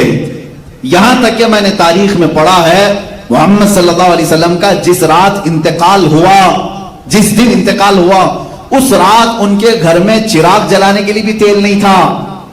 ये तारीख में मौजूद है, हदीस पाक में, उनके घर में चिराग जलाने के लिए तेल नहीं था। लेकिन वो औरत कहती है, उसी घर में बहुत कीमत वाली 9 तलवारें लटक रही थी, उसमें आलीशान इंपोर्टेड तलवारें थी, बाहर मुल्कों से लाई हुई, उस जमाने में जो मशहूर थी, वो उनके पास थी। जिसके घर में चिराग जलाने के लिए तेल नहीं और बड़े बड़े डिफेंस के हथियार हैं, तो मैंने इसी से ये समझ लिया, अपनी कौम की बका डिफेंस से सीखने से है। मैं कहता हूं अजीजों, पूरी कायनात जो आज अपना डिफेंस सीखी है, ये मेरे रसूल पाक का एहसान है उन पर। अल्लाह के नबी सल्लल्लाहु ताला अलैहि वसल्लम ने कौमों को बताया कि तुम्हारी सरहदें महफूज कैसे होती, दुश्मन से मुकाबला कैसा होता है। अब मैं गज़वात की बात करूं, एक गज़वा बद्र का जिक्र मैंने किया। तकरीबन हुजूर पाक सल्लल्लाहु ताला अलैहि वसल्लम की जिंदगी पाक में 26 या 27 अलग अलग रिवायात गज़वात आए, जिसमें से 9 में जंगे ही नहीं हुई, यानी मुठभेड़ हुई लेकिन मुकाबला नहीं हुआ। बाकी 17 या 18 जंगें ऐसी हैं जिसमें जंग हुई, घमासान की हुई। कुछ में मुसलमानों को शिकस्त हुई और कुछ में अल्लाह रब्बुल इज्जत ने ईमान वालों को फतह अता किया, लेकिन अक्सरियत फतह पाने वालों की। सिर्फ एक जंग है, जंगे उहद, जो जीती हुई जंग थी लेकिन बाद में शिकस्त में आ गई। अब दूसरी जो जंग है इस्लाम की, वो जंगे उहद बड़ी जंग बता। ये क्यों हुई थी? इसका भी सबब यही था, छेड़ा नहीं था मुसलमानों ने। जो बदर में जख्म खाए गए थे मक्का में, 1 साल तक बैठकर तैयारी करते रहे, बदला लेना है, बदला लेना। बदले की आग ने उनको इतना भड़काया कि 10,000 की तादाद में जमा हुए और बड़ी तादाद में वो लोग फिर आए मदीने पर चढ़ाई करने की। अब मुझे बताओ, क्या अब रसूल पाक के दीवानों का इतना भी हक नहीं था कि अपने मदीने की हिफाजत करें? मदीने की हिफाजत के लिए हुजूर पाक सल्लल्लाहु ताला अलैहि वसल्लम ने अपने सहाबा को हुक्म दिया, सब बाहर निकल आए। उहद पहाड़ के दामन में यह जंग हुई थी। एक खता थी, एक गलती ऐसी हुई जिसकी वजह से ये जंग जो फतह से शिकस्त में तब्दील हो गई। एक ऊंचा टीला था। जंग में जो हालात होते हैं, वो लोकेशन का बहुत ज्यादा एतबार होता है। आप कहां खड़े हैं, दुश्मन कहां है, ये जंगी महारतें रखने वाले अच्छी तरह से जानते हैं। मिसाल के तौर पर आप ऊंचाई पर हैं, दुश्मन नीचे है, तब तो समझ लो कि तुम्हारे चांस ही चांस है। नीचे से ऊपर कैसे हमला करेगा, लेकिन ऊपर वाला तीर बरसाता ही रहेगा, बरसाता ही रहेगा। तुम ऊपर वाले से मुकाबला नहीं कर पाओगे। तो लोकेशन जो भी जंगों के होते थे, चुने जाते थे। हुजूर पाक सल्लल्लाहु ताला अलैहि वसल्लम उहद के मैदान में जैसे पहुंचे, जो ऊंचा टीला था वो जबल रुमात, पहले हुजूर ने उस पर कब्जा कर लिया और 50 तीर अंदाज सहाबा को वहां खड़ा कर दिया। अब सहाबा एक तरफ है जबल रुमात के नीचे और 50 ऊपर, और मुशरिकीन सामने से आए। अब वो इधर नीचे वालों से लड़ते कि या ऊपर वालों के तीर खाते। मामला ऐसा हो गया कि दोपहर नहीं हुई, तीर इतने बरसाए उन्होंने कि वो मैदान छोड़कर भाग गए। نیچے والے الگ پیٹ رہے تھے، اوپر والے الگ مار رہے تھے. یہ حضور پاک صلی اللہ علیہ وسلم کی حکمت عملی تھی. وہ جنگوں کے لوکیشن کو بھی بہتر طریقے سے ترتیب دیتے تھے، اور حتیٰ کہ کون سپاہی کہاں کھڑا رہے، جھنڈا کس کے ہاتھ میں رہے، یہ سب میرے آقا کے فیصلوں پر ہوتا تھا. اللہ کے نبی صلی اللہ تعالی علیہ وسلم نے تیر اندازوں کو اوپر کھڑا کیا، تلوار والوں کو نیچے، جھنڈے والوں کو الگ مقام پر. اور کچھ ایسے ہوتے تھے جن کو مقدمت الجیش کہتے ہیں، یعنی سامنے ایک فوج کی ٹکڑی ہوتی تھی، وہ سیدھے دشمن کی صفوں میں گھس جاتے، حلہ مچ جاتا، سامنے کی صفیں ٹوٹ جاتی، تو پھر دشمن جو ہے اپنی صفوں کو بنانے میں ہی وقت گنوا دیتے تھے. تو اس میں جنگوں میں ترتیب ہوتی تھی کہ آگے والا جس کو میمنہ کہتے ہیں، دائیں والا میسرہ کہتے ہیں، بائیں والا، الگ الگ بانٹ کر کے میرے آقا رکھتے تھے. اب ہوا یہ کہ مشرکین بھاگ گئے، اوپر کے تیر کھا کھا کر بھاگ گئے. اب ہوا کہ وہ 50 لوگوں کو میرے آقا نے فرمایا تھا جب تک میں نہ کہوں نیچے مت اترنا. حضور نے کیا فرمایا تھا؟ جب تک میں نہ کہوں نیچے مت اترنا. لیکن وہ مشرکین جب بھاگ گئے تو یہ 50 جو صحابہ تھے تیر انداز، انہوں نے کہا حضور نے تو جو فرمایا تھا جنگ ختم ہونے تک کے لیے، دیکھو نیچے وہ سب چھوڑ کر بھاگ گئے. باقی جو نیچے جو صحابہ تھے وہ مال غنیمت جمع کر رہے تھے. اوپر والوں نے کہا چلو ہم بھی نیچے جا کر مال غنیمت جمع کرتے ہیں. بعض صحابہ نے کہا انتظار کرو، حضور نے فرمایا جب تک میں نہ کہوں اترنا مت. تو وہاں 2 جماعتیں ہوئی، تقریباً 40 صحابہ اتر گئے، 10 باقی رہے. 40 لوگ جب نیچے میدان میں مال غنیمت جمع کرنے لگے، بھاگے ہوئے کافروں میں ہونہار خالد بن ولید بھی تھے. وہ مشرکین کی طرف سے آئے، ایمان لائے ہوئے نہیں تھے اور جنگوں کی باریکیوں کو سمجھنے والے شخص تھے. دیکھا یہ جو لوکیشن خطرناک تھا ان کے لیے خالی ہو گیا. جو 50 تیر انداز تھے اس میں 40 نیچے آ گئے. تو خالد بن ولید نے 200 گھڑ سواروں کو جمع کیا، دور جا کر بہت دور سے راؤنڈ لگا کر کے یہ جبل رمات یہ ٹیلے کے پیچھے آ گئے اور جو 10 اوپر کھڑے تھے تیروں سے ان کو شہید کر دیا، ان کے اوپر حملہ کر دیا اور وہ جگہ قبضہ کر لیا. مسلمانوں کو سمجھ میں ہی نہیں آیا ہوا کیا. وہ نیچے میدان میں مال غنیمت جمع کر رہے تھے، 200 لشکری پیچھے سے آ کر حملہ کر رہے، اور جو بھاگے ہوئے کافر تھے وہ بھی پلٹ آئے. جو مشرکین بھاگ گئے تھے مال چھوڑ کر وہ واپس آئے. ہوا یہ کہ پیچھے سے خالد بن ولید کا لشکر اور سامنے سے وہ مشرکین کا، بیچ میں مسلمان پس گئے، جس میں 70 صحابہ کی جانیں گئی، 70 صحابہ شہید ہوئے. اسی جنگ میں میرے آقا صلی اللہ تعالی علیہ وسلم کے اوپر ایک ظالم کافر نے لوہے کی ٹوپی حضور کے چہرے پر مارا، جس کی وجہ سے لوہے کی جو دانت ہوتی ہے حضور کے رخسار مبارک میں اندر داخل ہوئی، 2 دانت آپ کے شہید ہو گئے اور خون گرنے لگا. حضور صلی اللہ تعالی علیہ وسلم کے لیے یہ جو تکلیف آئی یہ صرف احد میں آئی. کتنا بڑا نقصان. پھر جو مال تھا وہ سب انہوں نے لوٹ لیا. اس میں بڑے بڑے صحابہ شہید ہو گئے. حضرت حمزہ حضور کے قریبی چچا جو شروع سے باڈی گارڈ کی حیثیت سے رہے میرے آقا کے، وہ شہید ہوئے. صرف شہید ہی نہیں بلکہ ان کا سینہ چاک کر کے ان کا کلیجہ باہر نکالا. اور یہ دردناک منظر دیکھنے کو ملا احد میں. حضرت عبداللہ بن جہش رضی اللہ تعالیٰ ان کو بھی کاٹ کاٹ کر کے ان کے کان، ہونٹ، ناک سب کو ایک کافر نے سوئی میں پیرو کر ہار بنایا، ہار بنا کر کے پہنا. حضرت مصعب بن عمیر رضی اللہ تعالیٰ جو سفیر اسلام تھے، اسلام کے خطوط لے کر بادشاہوں تک جاتے تھے، وہ شہید ہو گئے. بڑے بڑے صحابہ اس میں فوت ہوئے. اب مجھے بتاؤ اتنا بھاری جو نقصان ہوا کس کی بدولت ہوا؟ حضور پاک کے ایک فرمان کو ٹال دینے سے 70 جانیں صحابہ کی گئی. آج اندازہ کرو میرے عزیزوں، آج جو تم رسول پاک کے فرامین کو ٹالتے ہو، اب 70 نہیں 70 لاکھ جانیں بھی جا سکتی، کیونکہ قرآن کہہ رہا ہے فَلْيَحْذَرِ الَّذِينَ يُخَالِفُونَ عَنْ أَمْرِهِ أَن تُصِيبَهُمْ فِتْنَةٌ أَوْ يُصِيبَهُمْ عَذَابٌ أَلِيمٌ. اللہ فرماتا چاہیے کہ لوگ میرے رسول کے حکم کی خلاف ورزی کرنے سے بچیں، ورنہ میں اللہ فرما رہا ورنہ ان قریب تم کو فتنوں میں مبتلا کر دیا جائے گا یا دردناک عذاب میں گرفتار کر دیا جائے گا. تم جو آج رسول پاک کی نافرمانی پر لگے رہو گے، جانیں جائیں گی جائیں گی جائیں گی. آج جو ہلاکتوں کا بازار ہے یہ یوں ہی نہیں، ان کے جو ہم غلام تھے، خلق کے پیشوا رہے، ان سے پھرے، جہاں پھرا پھرائی کبھی وقار نہیں. ہمارے وقار عزت میں جو کمی آئی صرف اس لیے کہ چہرہ تمہارا وہاں سے پھر گیا.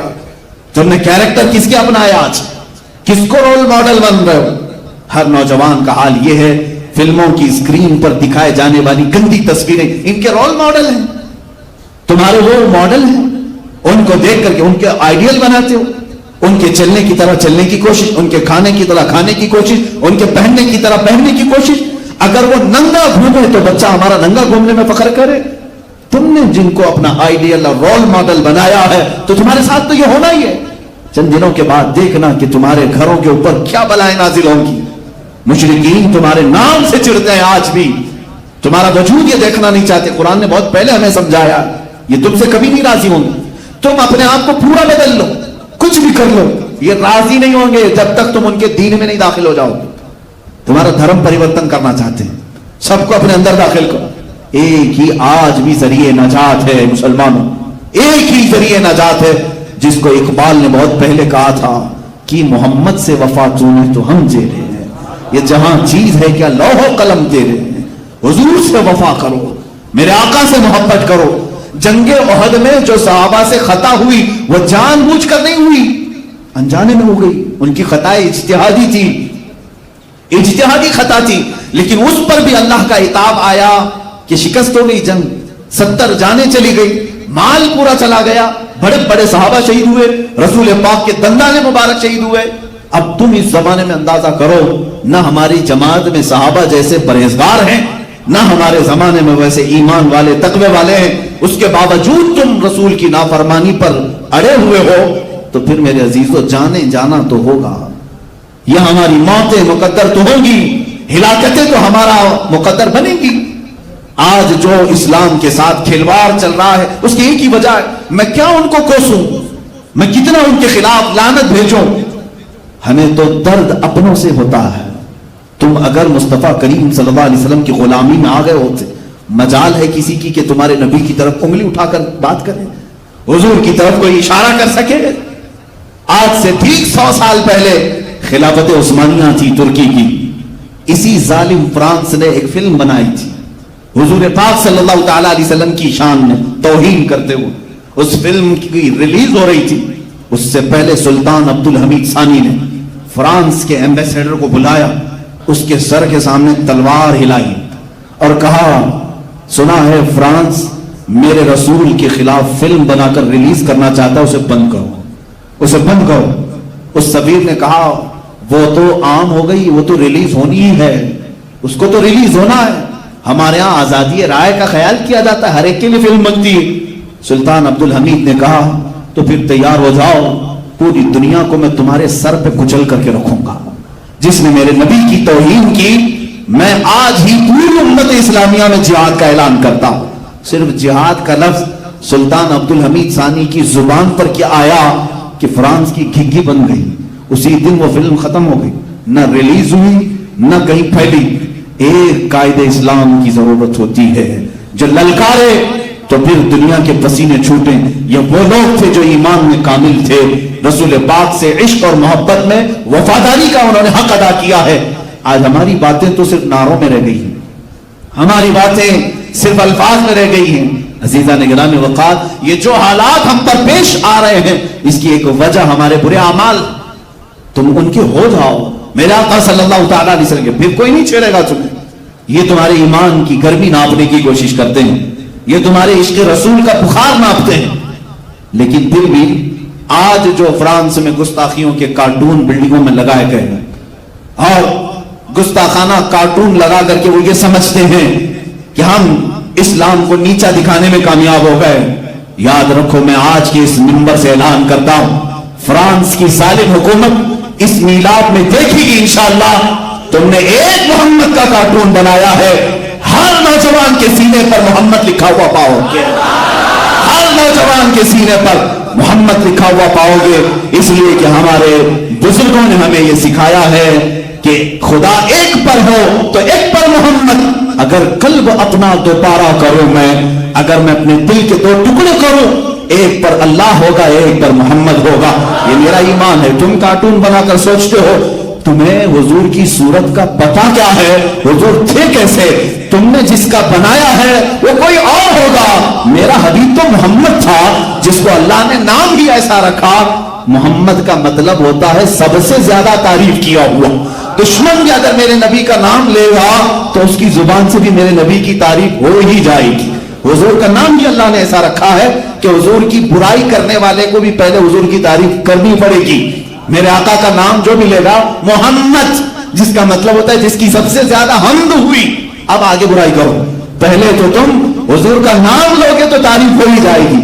और खुदा ने है उनके मर्तबे जो बढ़ाए हैं, कहीं वरफ़अना लका ज़िक्रक कहा है, तुम्हारे घटाने से कुछ नहीं होता, तू घटाए से किसी के न घटा है न घटे, जब बढ़ाए तुझे अल्लाह ताला तेरा। इंशाअल्लाह अज़ीज़ हर नौजवान को मैं ये दर्स देना चाहूंगा, पूरी उम्मत इस्लामिया को, ऐ मेरे अजीज आज तुम्हारे इम्तिहान का वक्त है।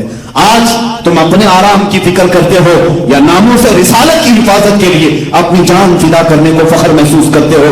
इमाम अहले सुन्नत फाजिल बरेलवी रहमतुल्लाह ताला अलैह ने इश्क रिसालत का वो दर्स हमें दिया है। अजीजों, सिर्फ हुजूर के नाम पर फिदा होने की बात नहीं, बल्कि आला हजरत हमें यूं कहते हैं, या रसूल अल्लाह करूं तेरे नाम पे जान फिदा, न बस एक जान दो जहां फिदा। मैं एक ही जान क्या फिदा करूं आका आप पर, पूरे दोनों जहां पर फिदा करता हूं, सब छोड़ दूंगा आपके लिए। करूं तेरे नाम पे जान फिदा, न बस एक जान दो जहां फिदा। अरे दो जहां से भी नहीं जी भरा, करूं क्या करोड़ों जहां नहीं। आका अगर मेरे पास करोड़ों जहां होते, हर जहां मैं सिर्फ आपके नाम पर फिदा करता। और अल्लामा जामी कहते हैं, फिदाए नक्श नाले नत कुनम जान या रसूल अल्लाह। लोग कहते हैं आका आपके नाम पर मेरी जान हाजिर है, आपके जिस्म पाक की हिफाजत के लिए मेरी जान हाजिर है। मगर मुल्ला अब्दुल रहमान जामी जैसा एक ऐसा आशिक है जो फारसी में पुकार कर यूं कहता, आका आपके नालेने पाक के नक्श पर मेरी जान हाजिर है, सिर्फ उसकी हिफाजत के लिए भी मैं अपनी जान कुर्बान करता हूं। मेरे अजीजों, ये जो जिहाद का लफ्ज है, जिसको तुम्हारी जुबानों पर लाने से तुम भी कतराते हो, डरते हो, उलमा से भी मैं कहता हूं इससे कोई तुम्हें कतराने की जरूरत नहीं। मैं साबित करके बताऊंगा। अगर तुम कहते हो जिहाद का लफ्ज अपनी जुबान पर लाना गलत है, टेररिज्म है, दहशतगर्दी है, तो फिर कोई भी मुल्क दुनिया में दहशतगर्दी से बचा नहीं है। हर कोई अपना डिफेंस कर रहा है, हर मुल्क अपना डिफेंस कर रहा है, तो सब क्या आतंकवाद हो गए? अपने मुल्क की सरहदों की हिफाजत करना यह जिहाद है, इस्लामी जिहाद। जिहाद की तालीमात अगर मैं आपको बताऊं, आज के जमाने में जो जंगें होती हैं उनमें कहीं आपको नहीं मिलेगा। बताओ, सुपर पावर अमेरिका जब किसी से टकराता है तो क्या जंगी उसूल पर जंग होती है? जिस मुल्क पर यह बमबारी करता है सबका सब तबाह करता है। नागासाकी, हिरोशिमा, आज तक 70 सालों से जमीन से सब्जे नहीं उगा पा रहे, पैदा होने वाले बच्चे लंगड़े पैदा होते हैं। जो न्यूक्लियर वहां पर धमाके हुए थे, 70 साल गुजर गए, लेकिन आज तक उसके जर्रात का असर बाकी है। जो तुम्हारी जंगें हैं उनका हाल यह है कि तबाही और बर्बादी। मगर नबी कौनैन सल्लल्लाहु अलैहि वसल्लम सहाबा को फरमाते कि अल्लाह ने हमें तलवार उठाने का हुक्म दिया है तो सिर्फ दीन इस्लाम की हिफाजत और अपनी जान की हिफाजत के लिए। अगर तुम्हारा दुश्मन के साथ मुकाबला हो जाए तो हुजूर फरमाते इन उसूलों का ख्याल करना, कभी किसी बूढ़े पर हाथ ना उठाना, कभी किसी औरत को ना छूना, बैठे हुए बच्चों को न पकड़ना, वहां के दरख्तों को न तोड़ना, कहीं के पत्ते नहीं उखाड़ना, वहां की जमीनों को बर्बाद न करना, वहां मौजूद इबादत खानों पर हमला न करना। ये मेरे आका की तालीमात है। किसको? वो मुजाहिदीन साहबा को। कहते थे कोई औरत अगर जंग के दौरान नजर आ जाए उससे छेड़छाड़ नहीं, जंग उनसे नहीं होगी। बच्चे आ जाएं उनसे तारुज कर लिया जाए, बूढ़े आ जाएं तलवार ना उठाया जाए, जो खाली अपने घरों के पास बैठे हैं उनको कैदी ना बनाया जाए। वहां जो भी लोग इबादत कर रहे हैं जिस मजहब पर, उनके मजहब खाने पर हमला नहीं होगा, तोड़ा नहीं जाएगा। वहां अगर दरख्त है पत्ते नहीं तोड़ोगे, वहां बर्बाद नहीं करोगे, फिर जंग किससे होगी? मेरे आका ने फरमाया जिसने तुम्हारे खिलाफ तलवार उठाई उसके खिलाफ जिहाद होगा। यह है इस्लाम का उसूल है जिहाद। जो तुम्हारे खिलाफ जिहाद के जंग के लिए तलवार उठाए उसका हाथ तोड़ो, उसके दांत तोड़ो। ये हमारा नहीं, आज पूरी दुनिया का निजाम है। आज पूरी दुनिया का निजाम, पूरी जंगों का आपको मैं अगर असबाब ही बता दूं, जंगे बद्र क्यों हुई, वजह क्या थी? जंगे उहद क्यों हुई, वजह क्या थी? जंगे खंदक क्यों हुई, वजह क्या थी? हुनैन क्यों हुई, मौता क्यों हुई, तबो क्यों हुई? सब में वजह यही रहेगी, सब में वजह यही। مشرکین مکہ جماعتیں بنا رہے ہیں اور میٹنگیں کر رہے ہیں. بعض میں تو حضور کو پہلے سے خبر ہو گئی آقا وہ آپ کے خلاف جنگ کی تیاریاں کر رہے ہیں, تب حضور نے بھی اپنے ساتھیوں کو جمع کیا. جب خبر آئی حضور نے تیاری کا اعلان کیا. جنگ تبوک کیوں ہوئی تھی, جنگ موتا کیوں ہوئی تھی؟ وجہ صرف یہ تھی حضور نے اپنے قاصد کو بھیجا. آج بھی دنیا کا نظام ہے, اگر تم کسی ملک کے ایمبیسیڈر کو مار دو گے تو 2 ملکوں میں ٹکراؤ ہوگا, اسی لیے ایمبیسیز کی بہت زیادہ حفاظت ہوتی ہے, سفارت خانوں کی بہت حفاظت ہوتی ہے. اگر تم نے یہاں پر کسی دوسرے ملک کے سفیر کو مار دیا, اس ملک کا تمہارے ساتھ جھگڑا شروع ہو جائے گا. پہلے سے ہی نظام ہے. حضور کا سفیر, حضور کے ایک سفیر حارث بن عمیر رضی اللہ تعالیٰ عنہ ایک بادشاہ کے پاس جا رہے ہیں خط لے کر میرے آقا کا. بیچ راستے میں ایک ظالم نے ان کو پکڑا جو اس بادشاہ کا ایک باج گزار تھا. اس نے ان کو دردناک انداز میں قتل کیا, بے دردی سے مارا, ان کے ٹکڑے کر دیے. جب قاصد کو مارا جاتا ہے, حضور پاک صلی اللہ علیہ وسلم نے فرمایا ہمارے سفیر کے ساتھ انہوں نے بدتمیزی کی, برا سلوک کیا. اور اس زمانے کے بھی اصول میں یہ تھا کہ نہیں چھوڑا جاتا تھا. جنگ موتا اسی لیے ہوئی, جنگ تبوک اس لیے ہوئی کہ حضور صلی اللہ تعالی علیہ وسلم کے خلاف وہ لوگ ملک شام میں فوجیں جمع کر رہے تھے. رومی لشکر جمع ہے, فلاں لشکر جمع ہے, حضور پر حملہ آور ہونے کی کوشش کر رہے ہیں. میرے آقا نے فرمایا حضور نے جتنے جہاد کی یا تو مدینے کے آس پاس یا تو پھر صحابہ کو لے کر بہت دور چلے جاتے. کیوں؟ اس لیے کہ جب جنگ ہوتی ہے تو جس علاقے میں جنگ ہوتی ہے سب ٹوٹ پھوٹ جاتا ہے, سب برباد ہوتا ہے, گھر ٹوٹتے ہیں, درخت ٹوٹتے ہیں, کیا کیا نہیں برباد ہوتا. حضور ہمیشہ مدینے کی حفاظت چاہتے تھے, کوئی بھی جنگ مدینے میں نہ ہو. صحابہ کو لے کر بہت دور چلے گئے. جنگ تبوک جو ہے مدینے سے 800 کلومیٹر دور ہوئی ہے, تقریباً 800 کلومیٹر دور. وہاں پہنچے, وہاں مقابلہ ہوا. موتا بھی یہ جارڈن میں ہوئی ہے, آج کا جو اردن ہے جارڈن. حنین, جنگ حنین مکہ سے بھی 100 کلومیٹر دور ہے, طائف کے قریب. یہ جنگ وہاں ہوئی. وہاں پر بھی کس لیے جتنی بھی جنگیں ہیں, پڑھو میرے جوانوں, پڑھو میرے عزیزوں, ہر غزوے کا سبب کیا تھا اگر تم نکالو گے یہی ہوگا کہ یہ حضور کے خلاف طاقت اکٹھا کر رہے تھے, فوج جمع کر رہے تھے, ہتھیار جمع کر رہے اور سیدھے مدینے پر آ کر حملہ کرنے کی کوشش کر رہے ہیں. جنگ خندق کیوں ہوئی؟ خندق کیوں ہوئی؟ کہاں ہوئی؟ مدینے سے باہر ہوئی, صرف 1 کلومیٹر باہر. مجھے بتاؤ حضور لڑنے کے لیے مکہ گئے تھے یا مکہ والے آئے تھے؟ جنگ بدر میں مکہ والے آئے, جنگ احد میں مکہ والے آئے, جنگ خندق میں مکہ والے آئے. حضور نے تو اپنی زندگی میں ڈیفنس سکھایا ہے صحابہ کو. یہی اصول ہمارا ہونا چاہیے, کسی کو چھیڑو مت, اور اگر کوئی چھیڑے تو چھوڑو مت. یہی اسلام کا اصول. اب آپ اس کو بھول چکے ہو, ٹھیک ہے, چھیڑ نہیں رہے آپ, بہت اچھی بات ہے, اسلام کے اصول پر قائم. لیکن تمہیں آج بہت لوگ چھیڑ رہے ہیں اور تم چھوڑے بیٹھے ہو. یہ دوسرے والا اصول بھول گئے. اگر کوئی چھیڑے تو چھوڑو مت. ہم مطالبہ کریں گے دشمن کے قید ہونے کا یا وہ اپنا انجام تک پہنچے. آج جو قانونی کارروائی ہو سکتی ہے ہم اس کا مطالبہ کر رہے ہیں. میں آج مسجد میں بیٹھ کر کے آپ سے یہ نہیں کہہ رہا ہوں تلوار اٹھاؤ, بھالے اٹھاؤ اور جاؤ لڑو, نہیں. ہم جس ملک میں ہیں ہم قانونی اعتبار سے چلیں گے. اگر اسلام کے خلاف کوئی ہرزہ سرائی کرتا, میرے نبی کی شان میں کوئی توہین کرتا یا قرآن عظیم کے آیات بینات پر انگلی اٹھاتا ہے تو یہ میرے پرسنل چیزوں پر اٹیک ہے, یہ میرے اسلامک لا پر اٹیک ہے. تو ہم آواز اٹھائیں گے, ہم کہیں گے کہ آپ جس آزاد ملک میں رہ رہے ہیں ایک قوم کے ساتھ یہاں ناانصافی ہو رہی ہے. یہی تو ہم بات کر رہے ہیں. NRC, CAA, یہ سب مدعوں پر کیوں مسلمان بڑھ کے ہوئے تھے؟ میرے عزیزوں ہم اپنے حقوق کا مطالبہ کر رہے ہیں اور آج بھی ہم قانونی لڑائی لڑ رہے ہیں. لیکن کیا کریں, ایک وقت رہے گا جب تک ہم پکارتے رہیں گے. ہم حکومت وقت کو بھی پکار رہے ہیں, عدلیہ کو بھی پکار رہے ہیں, لیکن جب سب بک جائیں, سب ایک میدان میں ننگے ہو جائیں تو پھر آخر وقت وہی ہوگا جو اللہ کو منظور ہوگا. اللہ رب العزت جو چاہے گا وہی ہوگا اور یہ وقت ہی بتائے گا کہ کیا ہوگا. لیکن میں آپ سب سے یہ ضرور کہوں گا, اپنا ڈیفنس, سیلف ڈیفنس ہر مسلمان سیکھے. ہر مسلمان کو چاہیے وہ اپنی جان کی حفاظت کرے, اپنے ملک کی حفاظت کرے. ہندوستان سے ہمیں بڑا لگاؤ ہے, بڑا پیار ہے. اگر اس سے نفرت ہوتی تو ہم کب کے ادھر کے ادھر ہو جاتے, خیانت کے شکار ہو جاتے. اس سرزمین سے ہمیں اس لیے بھی پیار ہے کہ خواجہ ہند یہاں پر ہے, محبوب الہی یہاں پر ہے, ہم کروڑوں عاشقوں کا امام بریلی کا تاجدار یہاں پر ہے. ہم اس ملک سے وفاداری کرتے ہیں, عزت کرتے ہیں اور حفاظت کا بھی عزم رکھتے ہیں. لیکن اس وطن عزیز کی سرزمین کو جو پلید کرنے کی کوشش کرے، جو فساد مچائے، جو فتنے مچائے، اس کے خلاف بھی آواز اٹھانا ایک حق بولنے والے کی ذمہ داری ہے۔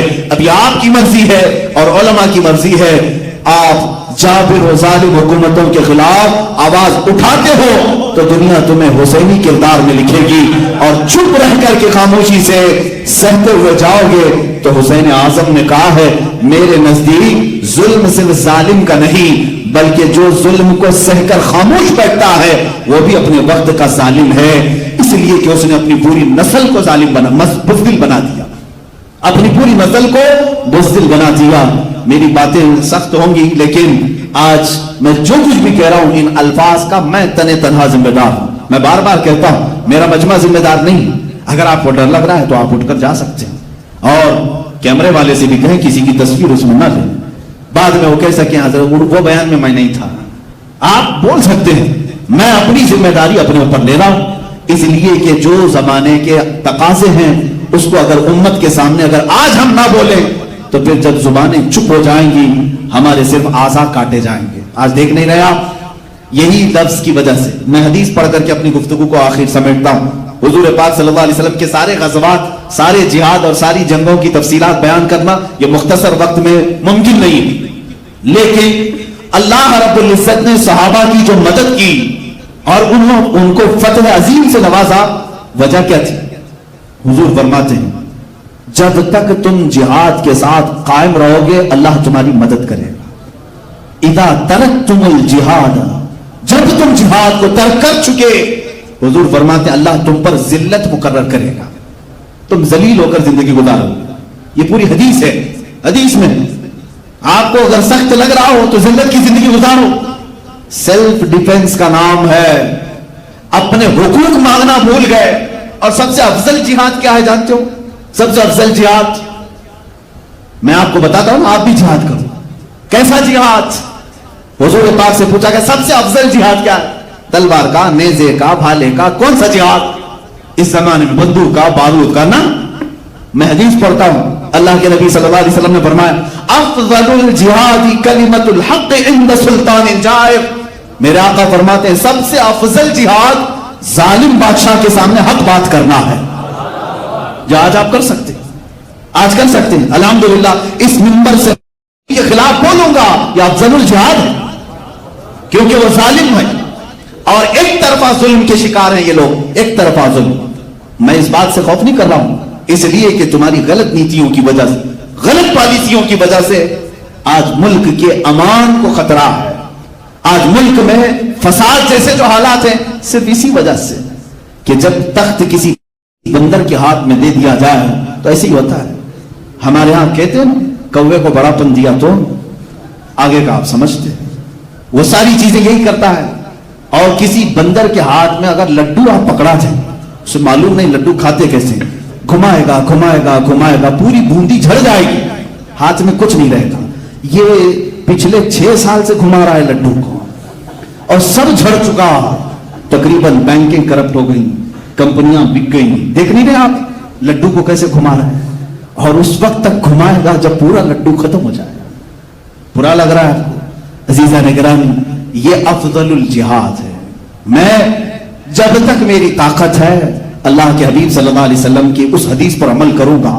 حضور نے فرمایا من رأى منكم منكرا فليغيره بيده ومن لم يستطع فبلسانه ومن لم يستطع فبقلبه وذلك اضعف الايمان۔ حضور فرماتے ہیں جب تم میں سے کوئی برائی کو دیکھے ہاتھ سے روکے، اگر ہاتھ سے روکنے کی طاقت نہیں ہے زبان سے بولے، اور زبان سے بھی بولنے کی طاقت نہیں ہے تو دل میں برا جانے۔ اور حضور فرماتے ہیں یہ ایمان کا سب سے آخری حصہ ہے، سب سے کمزور حصہ ہے۔ مسلمانوں تم فیصلہ کرو کمزور ایمان پر۔ الحمدللہ مجھے اتنا تو ہے کہ میں بیچ والے میں ہوں، ہاتھ سے آج نہیں روک سکتے، زبان سے تو ہم بول رہے ہیں۔ ہم اپنی زبان کا استعمال برائیوں کے خلاف اس لیے کر رہے ہیں، حدیث رسول میں ہے جب برائی دیکھو تو زبان سے روکو۔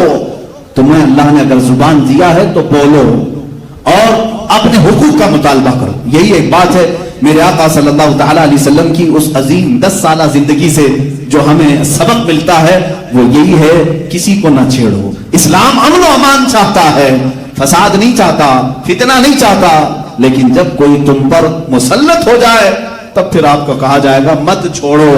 آخری یہ باتیں ہیں. اسلام امن کب چاہتا ہے؟ دیکھیں حضور کے اوپر وہ لوگ حملہ آور ہوئے, جہاد میں کئی لوگوں نے قتل و قتال کیا, حضور پاک صلی اللہ علیہ وسلم ڈٹے رہے صحابہ کے ساتھ. لیکن 6 ہجری کے بعد, 6 سال کے بعد حضور مکہ واپس آئے. مکہ واپس آئے 1 سال پہلے 7ویں ہجری میں, 7ویں ہجری 6ٹھی ہجری میں حضور 1400 صحابہ کے ساتھ عمرہ کرنے آ رہے ہیں. مکہ والے عمرہ کرنے نہیں دیے, کہا احرام کھولو واپس جاؤ مدینے. حضور نے صلح کر لی, واپس بھی چلے گئے, ان کے ساتھ ایگریمنٹ بھی کر لیا, ٹھیک ہے سب صلح ہو گئی. 1 سال کے بعد مکہ والوں نے صلح توڑ دی. حضور واپس آئے 10,000 کا لشکر لے کر. مکہ میں جب آئے تو مکہ والوں کے حالات خراب ہو چکے تھے. حضور اس شان سے مکہ میں داخل ہوئے کہ تلوار اٹھانی بھی نہیں پڑی, قتل و قتال نہیں ہوا. مکہ مکرمہ میں اس شان سے داخل ہوئے کہ سارے ادھر کے ادھر بھاگ رہے تھے, کوئی اپنی جان بچا کر کے, کیونکہ پرانے پاپ آج دھوئے جائیں گے, آج سب مجرم لائے جائیں گے. لیکن میرے آقا کی رحمت دیکھیں, اس دن صحابہ نعرہ لگا رہے تھے الیوم یوم الملحمہ, الیوم یوم الملحمہ. صحابہ یہ کہہ رہے تھے آج تو گوشت کاٹنے کا دن ہے, گوشت کاٹنے کا دن ہے, ٹکڑے ٹکڑے ہوں گے آج. کیونکہ یہ صحابہ بدر, احد, خندق سب میں جو آئے تھے سب کو پہچانتے تھے. مکہ میں جنہوں نے گھر لوٹا تھا ان کو بھی جانتے تھے. صحابہ جب یہ نعرہ لگانے لگے, میرے آقا نے ان کے نعرے کو بدل دیا, کہا الیوم یوم الرحمہ, الیوم یوم الرحمہ. آج کا دن رحم کرنے والا دن, آج کا دن رحم کرنے والا ہے.